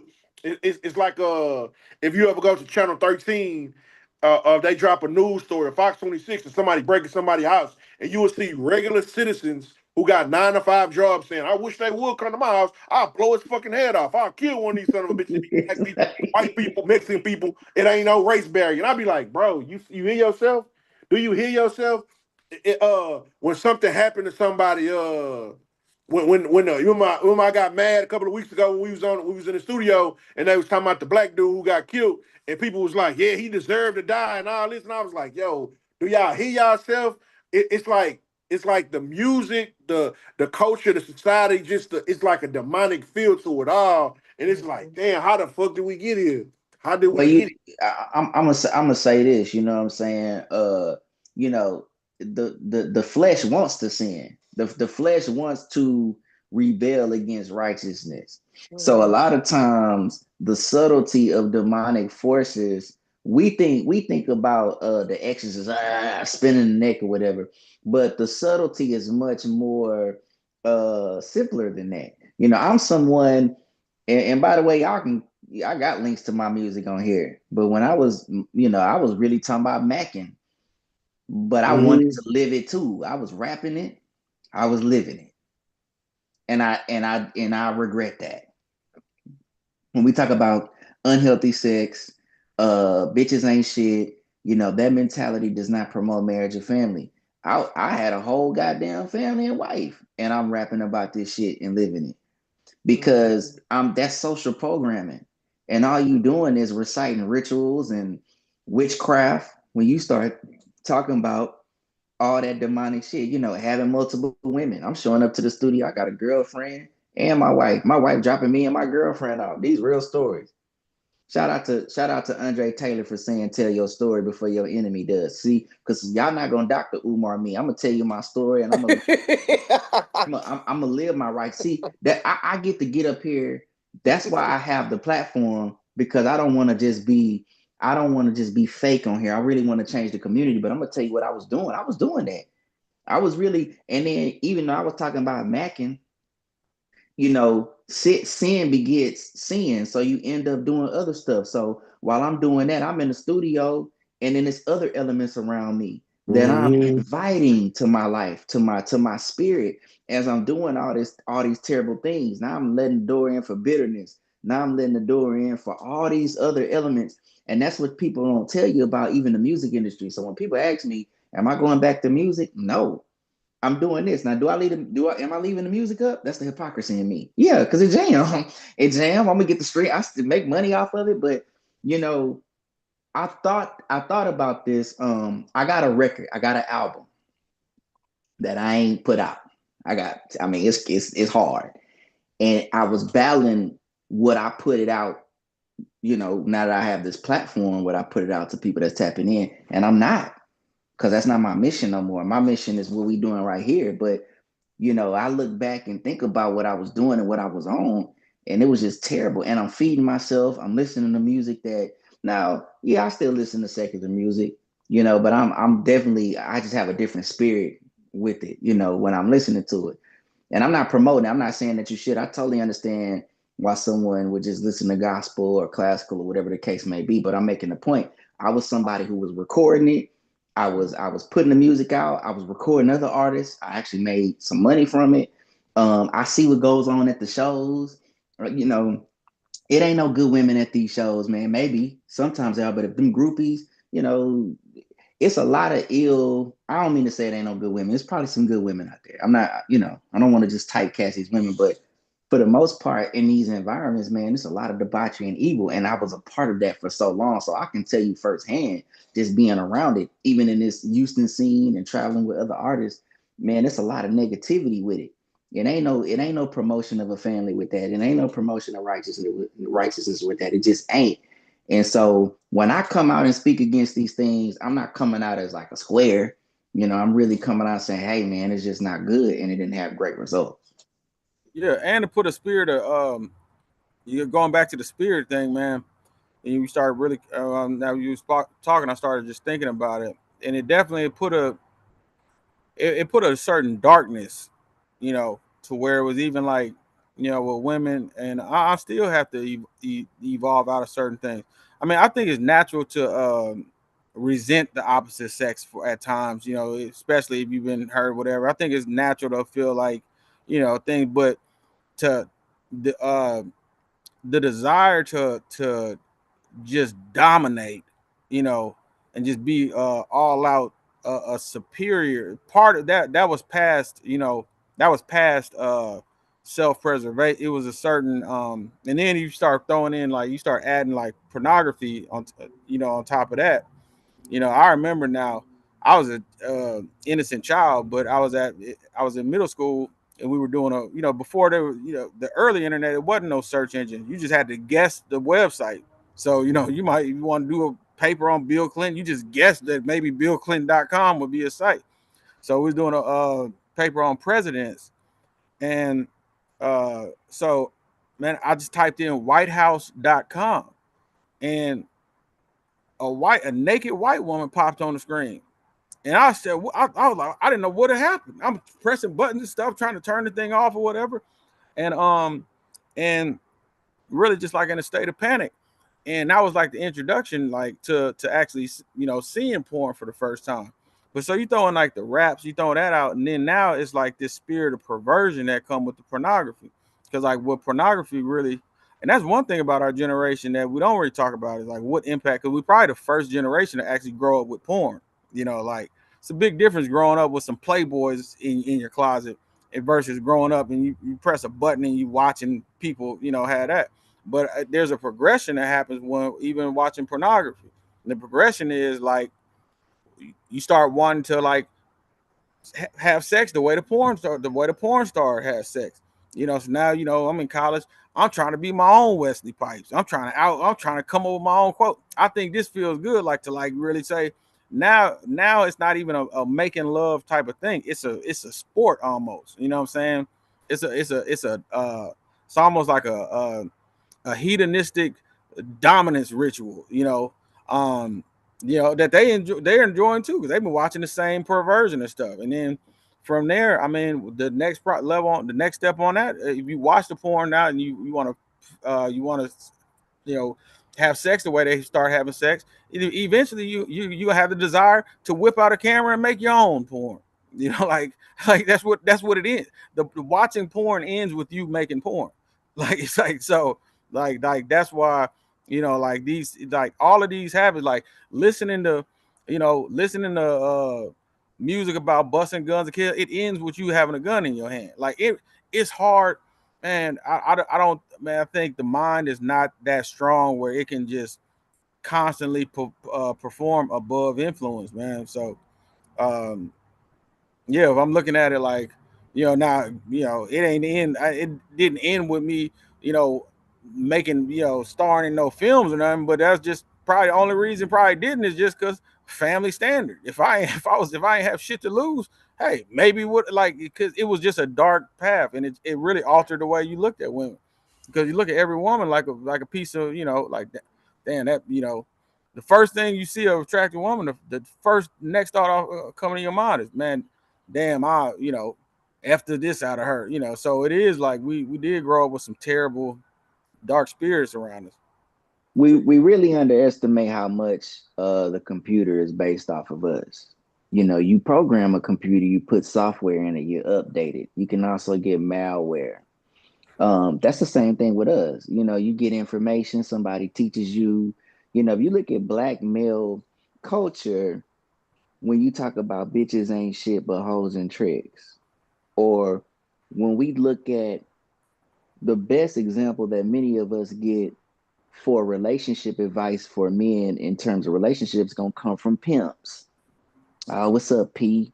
What's up, pimp? What's up, player? And instead of better examples than that, how are we gonna go have healthy relationships? Or like what you just said, when it comes down to sexual activity, many of us, if we're just being honest, learned how to have sex more than likely from trial and error as adolescent age, but porn. Yeah, we saw Hmm. porn. We like, that's how I'm gonna do it. And so that these program media can be very dangerous. This is Yeah, why I said we need this. yeah, When people, and when I and go if ahead. we really have, that's the one thing, man. We keep talking about all of this, who's 50-50 and all of this dumb shit. Right? If we really, were a more advanced culture, we would really sit around the table and sit around the ugly table and really say, like, hey, I feel extreme guilt that I didn't say that I never said anything there, or like that would be the real talk. You know what I'm saying? Because hey, it's certain things that men are guilty of. It's certain things that women are guilty of. You know, I never heard of no woman tell Drew, hey, I like you. Let's go spend some time together. And then had Drew in her bed and three of her friends in her closet. And then when Drew fell asleep, put another friend in there. You know what I'm saying? Like I Hey, never that heard a kind woman. of that would have I, actually been kind of cool. But go yeah, ahead. hey, it might have been hey, I'm sorry. but like but I like I'm saying like, but I never heard a woman do that. Uh, I never, so a lot of the things that were participated in, it was debauchery. I remember my senior year of high school, like, and looking back, it's kind of like, man, how did we actually do that? It was a, the thing that we used to really like almost have a disdain for is like kissing a woman. Like even if we had sexual, like man, you smash yeah, but you used to kiss that hoe. Like you know what I'm saying? Like so, the ideal was that like what I'm saying to be as emotionally removed as possible to the point where you can actually have sexual intercourse with somebody without ever kissing them or something like. It was really it was a real like looking back just at some things that were like social norms, like to you know, it just there was almost like no protection or I'll say privacy. The guy you sleep with, so now you want you guys would be encouraging their friends to smash the same. And then if you said no, you know, oh, that's your personal. Like it's a real crazy culture. Like looking back at it, but you know, yeah. So it's a lot of it's a very ugly past that I think we were really honest. That'll probably be a better starting point than 50-50 and Moynihan reports and stuff like that. Be it. We have also, I'm glad you brought up the women part. We've over sexualized women collectively. Because what I found, I was talking to a friend of mine about this the other day. As much as women have been used to sell sex and under the influence to sell sex, when you have a relationship with them, you see that they're not really like that. We've Mm-hmm. put out this example that, oh, women are just as sexual as men. I disagree. I think women can like sex just as much. Give me 1 second, y'all. I think Women can like sex just as much. Can you hear me okay? Mm-hmm. I think that women can enjoy it, but it's terms of as aggressive, like what you just said. I've never gone to a woman's house and three women pop out the closet talking about a train. Yeah. Just imagine how, I mean, because men are typically projecting their sexual desires on women and wanting them to behave that way. But I guarantee you, if someone went and took Glorilla off the market and said, I'm going to provide for you, I want a baby with you, I want to be married to you, she's going to entertain that. It's men that'll be, how many times have you been with a woman or in some type of relationship, right? And she may want not a relate, but just a buddy. I've had them, and she kind of want to be with you. She like you, you know. We'd be like, like I don't want a relationship. I just want to have sex. I just want to have um sex with you. Mm-hmm. That's what I want to do. I just want to do that. You typically, you're gonna be. It's gonna be rare to find women doing that.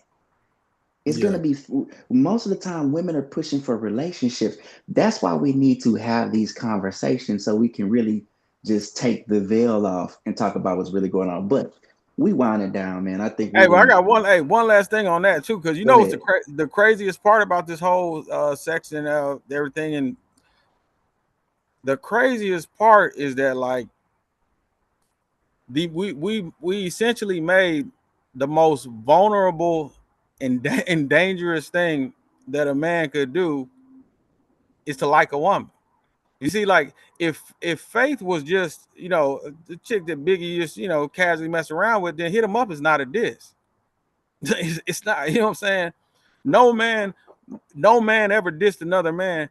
Hey man, that's why before she was your woman, man, I gave her my heart and loved her. That's not a diss. That just confirms that just confirms that she's lovable. You know, but the diss is something that you think is special. I'm gonna go and access, and I'm gonna go and access recreationally because our social dominance hierarchy says that the reason that David was able to sleep with Bathsheba and he didn't have to court her and all of this and all that is because he was king and Uriah was a soldier. So if I go and casually enter into something that you value, then I'm better than you. It's a six, man. We got some twisted shit, man. I think you gotta. I think that's a deeper conversation right there that we probably should get into too. But I think when it comes to sex and the Bible speaks on a woman being a weaker vessel, it's funny because me and Drew was just talking about this. The means of having sex with somebody else's woman has kind of become like a fetish in our community. You feel me? It's like that's like a fetish. Like to me, and me and him was literally just talking about this before y'all came on earlier. And I was like, it's a fetish. Like literally, we've made that such a fetish. And then it's in rap, it's such a thing. But I think it's borderline, like you say, it's a high take. It's borderline gay to me though. I don't know Hmm. if that makes sense to y'all.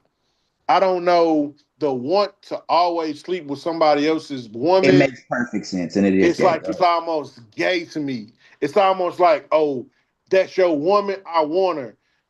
It's another fine chick. She cool, but that's your woman. I want like that's just it. I can't articulate it, but it's close to being gay to me, dog. It's like a gay maneuver. How dedicated we've become to like, oh yeah, I fuck his if his bitch like you like, hey, that's cool. I mean, whatever. But like it's just I'll find a way to articulate that one day, dog. But I've been thinking about that for a minute, though. Like, man, what is the fetish with that? Like, what is the fetish with it in our community to sleep with another man's woman? You feel what I'm saying? But you know, Yeah, I don't know. Outside of violence, it might be the most vitriolic thing that we can do to each other. That's what it seems. Mhm. It's the most hurtful non-violent act that you can do, because like not only is the act done, you know, who's the one who has to clean up the mess? Uriah. Uriah gets killed, you know. So normally, like, not only is it that it's done, but then you also leave a hell of a mess for someone to have to clean up, you know. Mm-hmm. So Yeah, I don't understand the I want to have sex with the woman you was having sex with. So for instance, like when I was macking or in the game as I thought I was in my own little imagination, um, I didn't care if the woman was a smut or not. I don't want to hear about that nigga. I don't I Mm-hmm. don't I don't care who you yeah, dealing with. I don't even want to know. When I enter into your house or into you, in my mind, I'm the king. And I think that you need to act accordingly when I'm around, or I don't want to yeah, deal with you. And we have made this thing, we've programmed ourselves to think that I'm not supposed to have some type of possession over you, especially if you're my wife. No, you belong to me. What you Mm-hmm. mean? I'm not finna. Well, you're insecure. See, we use these Jedi mind tricks and you know, reverse engineering of the mind to say, oh well, you want to know where she at because you insecure. No, I don't want my bitch nowhere else. What you mean? I'm talking, I don't mean to be disrespectful. I'm talking, layman terms or jargon, but it's like, no, I think that's how men behave. So this whole thing where men, man, you break up with your girl, boys knocking on that door, like, why you want to be with my girl?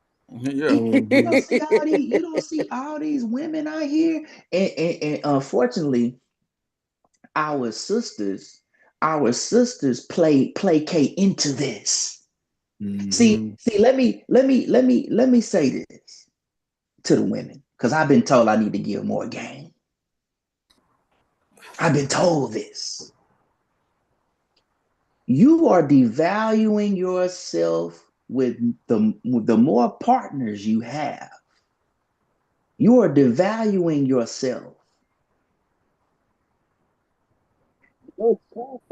You have to practice that at some point. You are devaluing what a man actually respects about that is your power. When you get out here and wanna now look at you got Amber Rose talking about she made a mistake with the slut shames with the slut walking out. She knows she made a mistake. And she's unmarried because guess what she really wish she could have been. The highest thing a woman can achieve in this world is to be a wife, is to be covered by someone and to help build a community. You can't tell me that that's not the highest prestige that a woman can. Mima was a wife. We were just talking about her, and she had a community she helped build, and in her womb came out. I'm here because of that. yeah. No, most definitely. And the one thing too, generally speaking, I'm not saying it's a woman's highest feature or whatever, but the highest thing that a woman can give a man really is like access, to her womb, right? That's like what men value typically at the highest level, right? Well, the thing that's so tricky is for men, the highest level of what a man can give a woman really is his non-sexual attention without any concern or desire for sex. That's the highest level of what a man can actually give, is like to actually commit care about you, and it's not even attached to anything physical. It's non-sexual attention. So a lot of times the problem with hookup and situationships is that, like, to allow a man to access your womb without requiring non-sexual attention, then essentially you're giving up your highest and accepting his lowest. It's like being an unpaid whore, you know. Mhm. Like, so, and it causes, like, Wonderful analogy. yeah, and it causes a lot of problems too, because not only is it the connection there. Well, then let's say the guy who you do like or whatever, and everything, and you're dating, and you take things at a certain pace with him, and you're not ready, you want to take it slow. Well, now in a lot of ways, it's almost comes off as if, okay, well, he your desire for the man who is committed to is actually not something that actually had you as excited, as emotionally moved as anything, because you broke all of your rules for the man that you wanted, and you made all of these rules for the man that you're with. So a lot of times that can cause problems, you know what I'm saying, as well. And then that could really set off maybe even like sexual jealousy. I don't think the average man will be bothered if, hey, whatever his woman has done, but yeah, she been with whoever. But when she met him, she, I don't know, broke her celibacy or did something that she normally doesn't do. That man will usually probably feel secure in the fact that, hey, she did that. But a woman could have only been with one other man. But if that one other man, met her one night in Vegas, and for the next 6 months, he only, called her when the sun was down to go knock her socks off, and you dated her for 6 months, took her to all this, and baby, no, I'm not ready. That could cause a lot of problems. That could cause a lot of problems, psychologically, and things like that, and mess with how I, desire works. So I think you as a man though, I think men and women. I won't just say men and women. You can only in 2025 you can't date somebody who doesn't view you in a certain light. If you're not yeah, him, if you're not her to your partner, you should I strongly you should suggest you not date them. Don't confuse that with you should have them jumping through hoops for you because you that person for them. I'm not don't confuse it with that. But if the woman I'm with don't see me in that high light, I wouldn't want to be with her. Not in yeah. 2025. You can't afford to play that game. You I can't don't know. afford to play I that think game. 75%. I would think 75% of couples are settle ships. I think that settling thing is like a double-edged sword, right? Well, we Because all settle. Like to be yeah, fair, I'd be you married to literally Janelle Monae if I it, if I if it, I it's wasn't literally settled. it's literally called Like, it's literally called settling down, right? It's literally called it. I think the whole aspect of that's why they tell you to control the amount of sex partners you have, because you be like, I settled for this person. Nah, you didn't really settle for this person. You connected with somebody on your level. Water rises to its level, right? That's how the saying goes. You end up with people like you. You feel what I'm saying? You end up with your equal more times than not. A great show, Sons of Anarchy, had a very diabolical character named Gemma. And she said, in relationships, you don't get what you want, you get what you are. And I think a lot of people just let their imagination float and be like, yeah, I'm settling for this person. No, you're not. No, you're not. You're not settling in the way you think. You're not settling. You're with yeah, somebody. You it's talk to only a lot of settling if women you have better sometimes. options. Yeah, you will talk to a lot of women sometimes. They be like, "This he dogged me out. The woman before him dogged me out, and I got to do better picking people." No, we have to be very direct and honest and accurate with our assessment. You dealt with people that was like you. You just got the short end of the stick, and you now have the right and the passions to play victim in them situations. You wasn't better than those people that fucked you over because you found yourself aligned with them. Y'all met at the lowest common denominator. Maybe you had room to grow and they didn't, but y'all met. I think a lot of times in relationships, especially now, we look online, we got this phone, we can see greater options in our mind and think I can do better. But when you get with that better can do better than you, and then it just becomes a game of kind of like tic tac toe. Like you always trying to seal that last little piece. Like I just think that when you're dating and you're with somebody, you just make sure that they view you as you view you, because you could be with somebody lesser than you that think they can do better than you, and that could throw the whole equation off. Yeah, The and whole hey, equation. as long as I'm happy, I don't even think about it's a lot of stuff I used to think. I don't even be thinking. I just think about myself, man. How am I happy? You know what I'm saying? If I'm happy, because it's certain things like it's certain awards I don't necessarily desire to win. I'm not out to win the Dick Olympics because it's certain things I'm not gonna do. What? I'm not out to win the Dick Olympics. And what I'm is it not. that you're not gonna do? I'm not licking no ass. I'm not sticking no toe in my mouth. I'm not. So it's certain things like it's it's certain things that I'm not gonna do. I may Mhm. not be the best person who you been with, if that's what the metric is. I'm not out to be the Mm-hmm. nastiest nigga you ever met. Like, like, you know what I'm saying? So, like, I mean, like, I'm not even trying to win it. You know what I'm saying? The great Kevin Samuel said this for women: "You are as good as the man that you basically had. You know, the man that whatever whoever came and was had you had kids with and was taking care of you. That's as good as it is." And I think we all, and I don't want to pick on women a lot, but women are kind of controlling the relationship conversation right now because they care about it the most. But even for, hold on, y'all. All right, let me see. Am I back? All right. Even for men, and I think you said this, Grizz. Um, Mm-hmm. it's that imagination. You in your mind, you feel like, what is my ideal person? What does this person look like? And I feel I deserve that. I Mm-hmm. feel like I deserve. Well, why ain't you got it? Why don't you have it now? Because if you Mm-hmm. truly deserved it, you'd have had it already. That's the thing we don't understand. You are met truly. You are going to attract what you're going to get.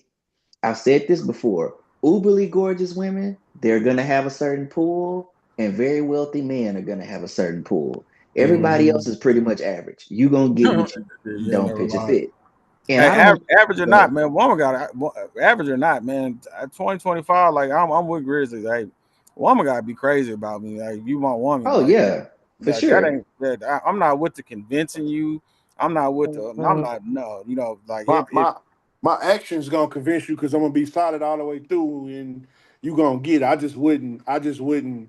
I just wouldn't. I've been with people, not people, because I've been in a hell of a lot of relationships. I've been with a person that would say you so great, and then treat me regular, and then I'm with a person that says you so great and treat me great, and we gonna stick there. We gonna stick yeah, there because who you are, and you be the best to the best. You be the best, give the best of you to the person that's giving the best of you, and that shit flows. But I just think that we're so caught up in this vanity war that sometimes it just gets crazy and people sound ridiculous. But I want to go back to what you were saying about a woman giving herself to a man and not getting it.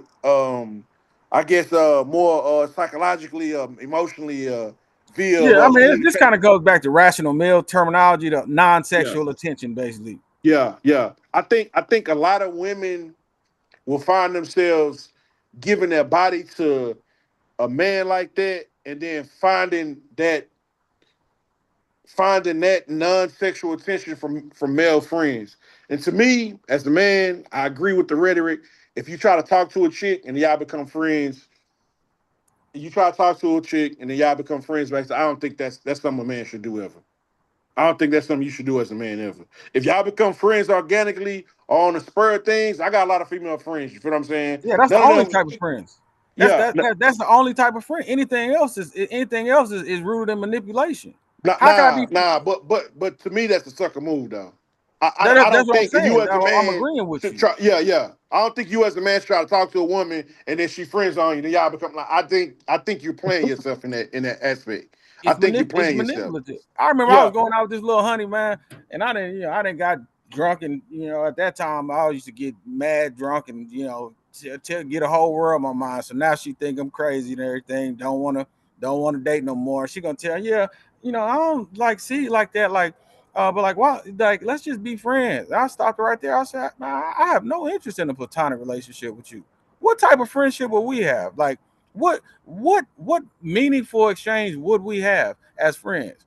We like, look, I'm a web developer. I'm into these type of things. Have we ever discussed literature, a book, some type of event that we went to that was enriching or engaging in this type of way? Like, what similarity? No, and I'm damn sure not about to be doing no dickless dating. So like, let's cut the bullshit. I don't want to be Hmm. friends with you. You got to Then she tighten like me. up. I And, don't and, even have and, Okay. a. Oh, you know what? Okay, so I have a question. mhm. So you said you weren't gonna do D-list dating, right? That's what you Yeah, just said. yeah, But then on the flip side, we just got through talking about women giving their body up. yeah. So how does that work? Well, see, dickless dating is I got plenty of women friends that like I don't mind. Like, hey, I go out and spend all I have with them because they're actually my friend. So Mm-hmm. we're engaged in a bilateral exchange of ways that we support each other, Okay. encourage each other, share resources, share people opportunities. She's my actual friend, Okay. not a woman who I used to try to date, or but didn't work out there. So now, on my night when I promote, I invite her out and then I get her drinks and all this. But now we just cool. No, that's bullshit. That's So do like you think so where does the okay. So if you want a potential relationship, do you think it's necessary to start off as a friend? And if so, that begins in the dating stage or is it separated? no, okay, That's me and you, separated to like, me. It's we're like, separated? yeah, me and you, we're actually friends, right? We have a Okay.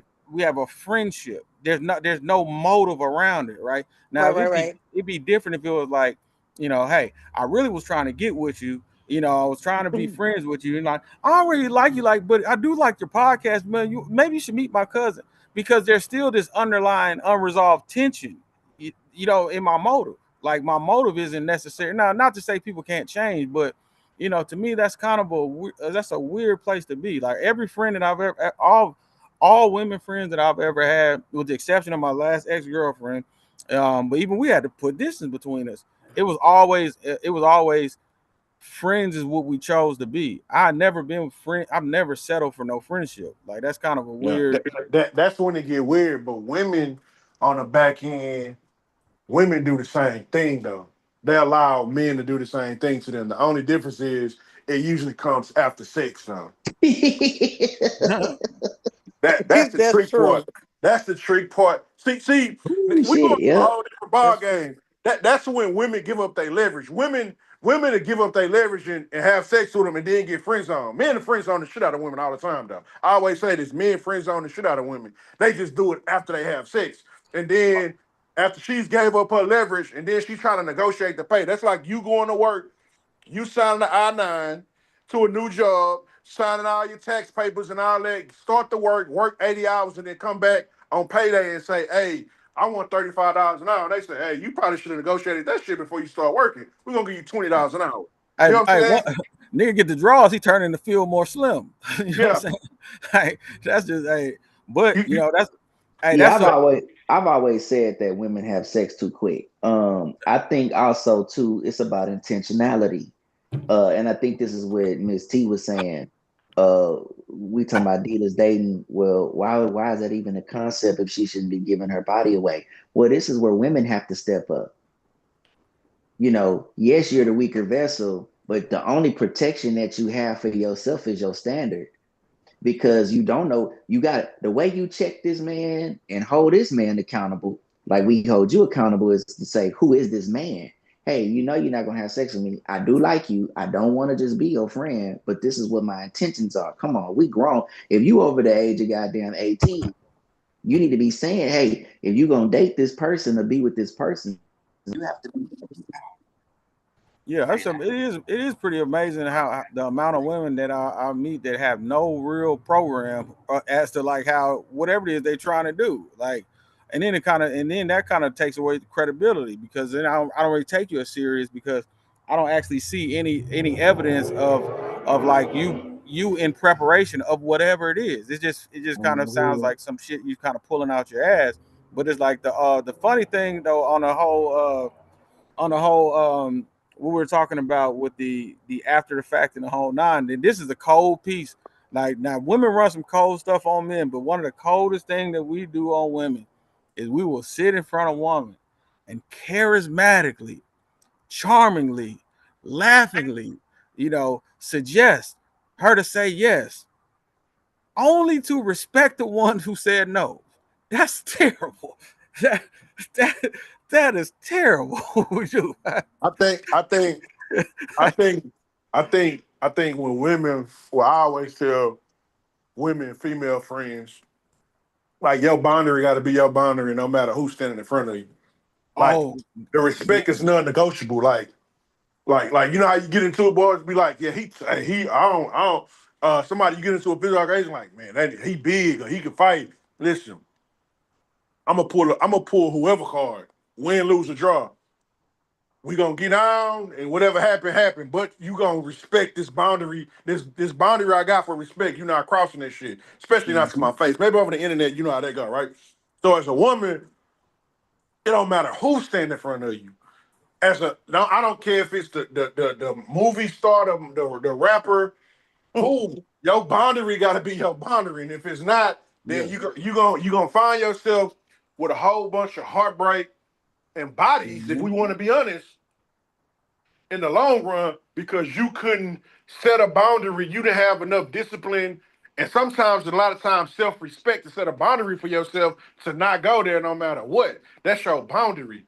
You know what I'm Yeah. saying? Like it's like not a preference, but a boundary. The preference get tricky because you have a preference and he won't meet it. So that's my preference. I ain't rocking with him. But then somebody meet that preference and then the boundary go out the window. So I Mm-hmm. think when it comes to women, you should be in 2025. You're a grown woman. Listen, if you having sex and you're age and that's your thing, that you can afford to cut off that feeling you got, or maybe in some cases that feeling already been cut off and you just doing it. I get it. For a younger woman, that if she came in and was asking for some advice from me, I'm gonna tell her, listen, listen, little sis, don't have sex without being in a relationship with a man because at the end of the day, Mm-hmm. all it's gonna do is affect the last relationship that you in, or the next to Mm-hmm. last one you in. That's all it's Yeah. gonna do. That's But all wait, it does.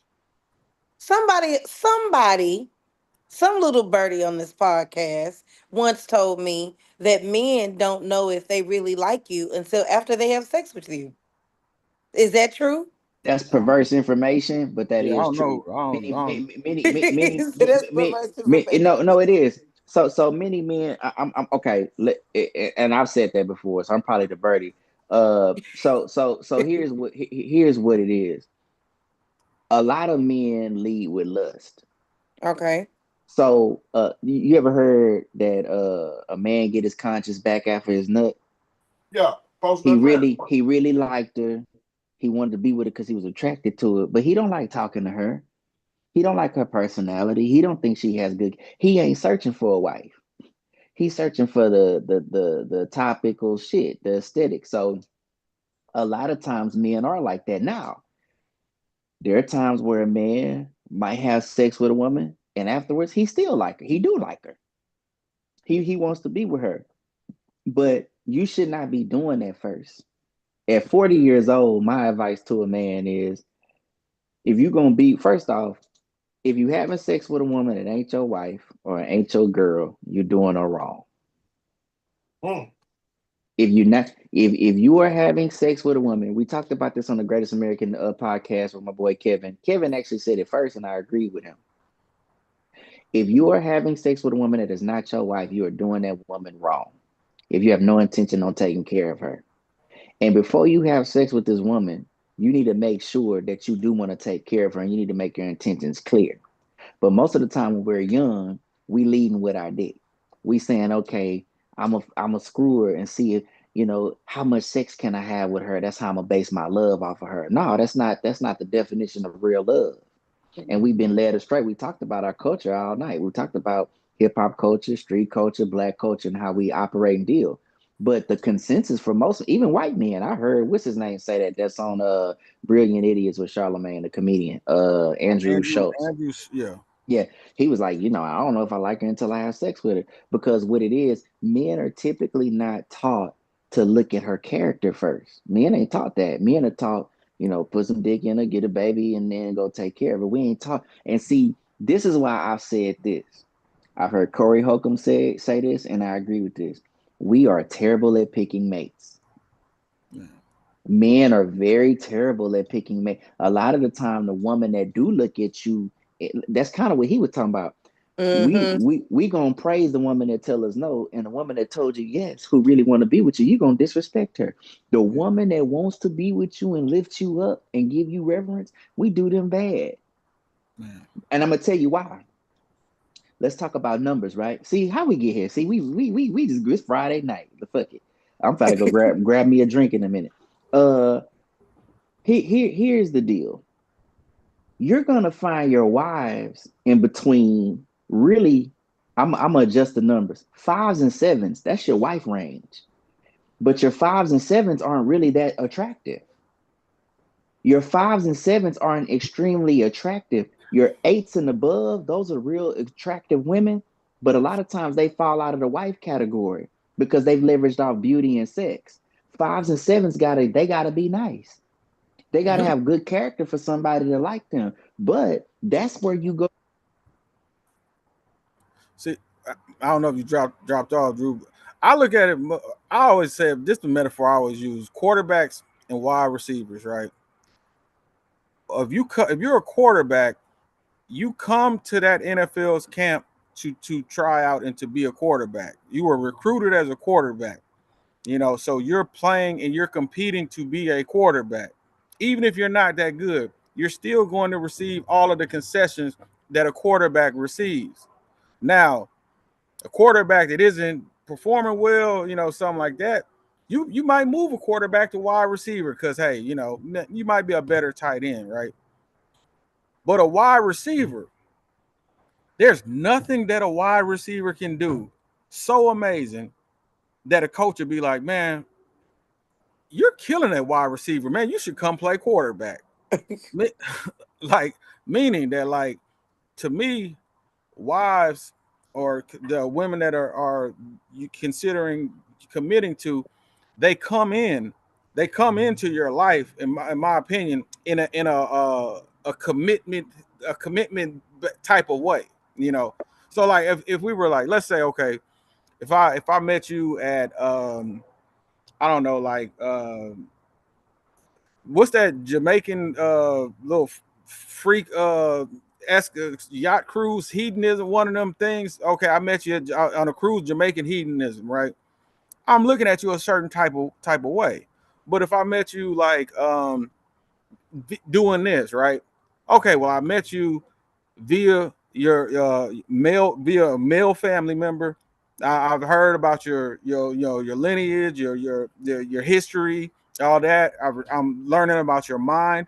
Okay, the way that I met you within a framework is within the framework of me to view you in a certain type of way. That would be more in alignment with the quarterback versus wide receiver.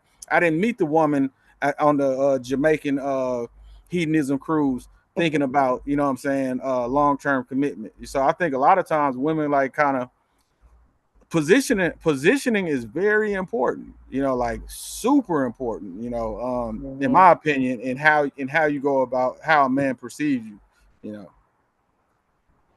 True. Nah, you gotta you know, something that I've learned, and I know Rob's talked about this before too. You can't just become something. And then a lot of times, like let's look at Shador. Is that how you say his name? Deion Sanders' son, Shador Sanders. I Yeah, want to get it Shador, right. yeah. So let's look at Shador. Man, he's been training to be a quarterback. He ain't just, he ain't just wake up one day and say, I'm gonna be a quarterback. You can't just wake up and say you want to be a white baby. It has to be in your cultural Hmm. install. Just I like a agree. man, it has to be in your cultural install to be a husband. It's too many people out here want to switch roles at 35. It don't work like that. You have to already have the install for that role in that position to be able to get it when it comes. We used to hear this thing all the time in church. Be prepared for the blessing. If you're not prepared for it, how you gonna receive it?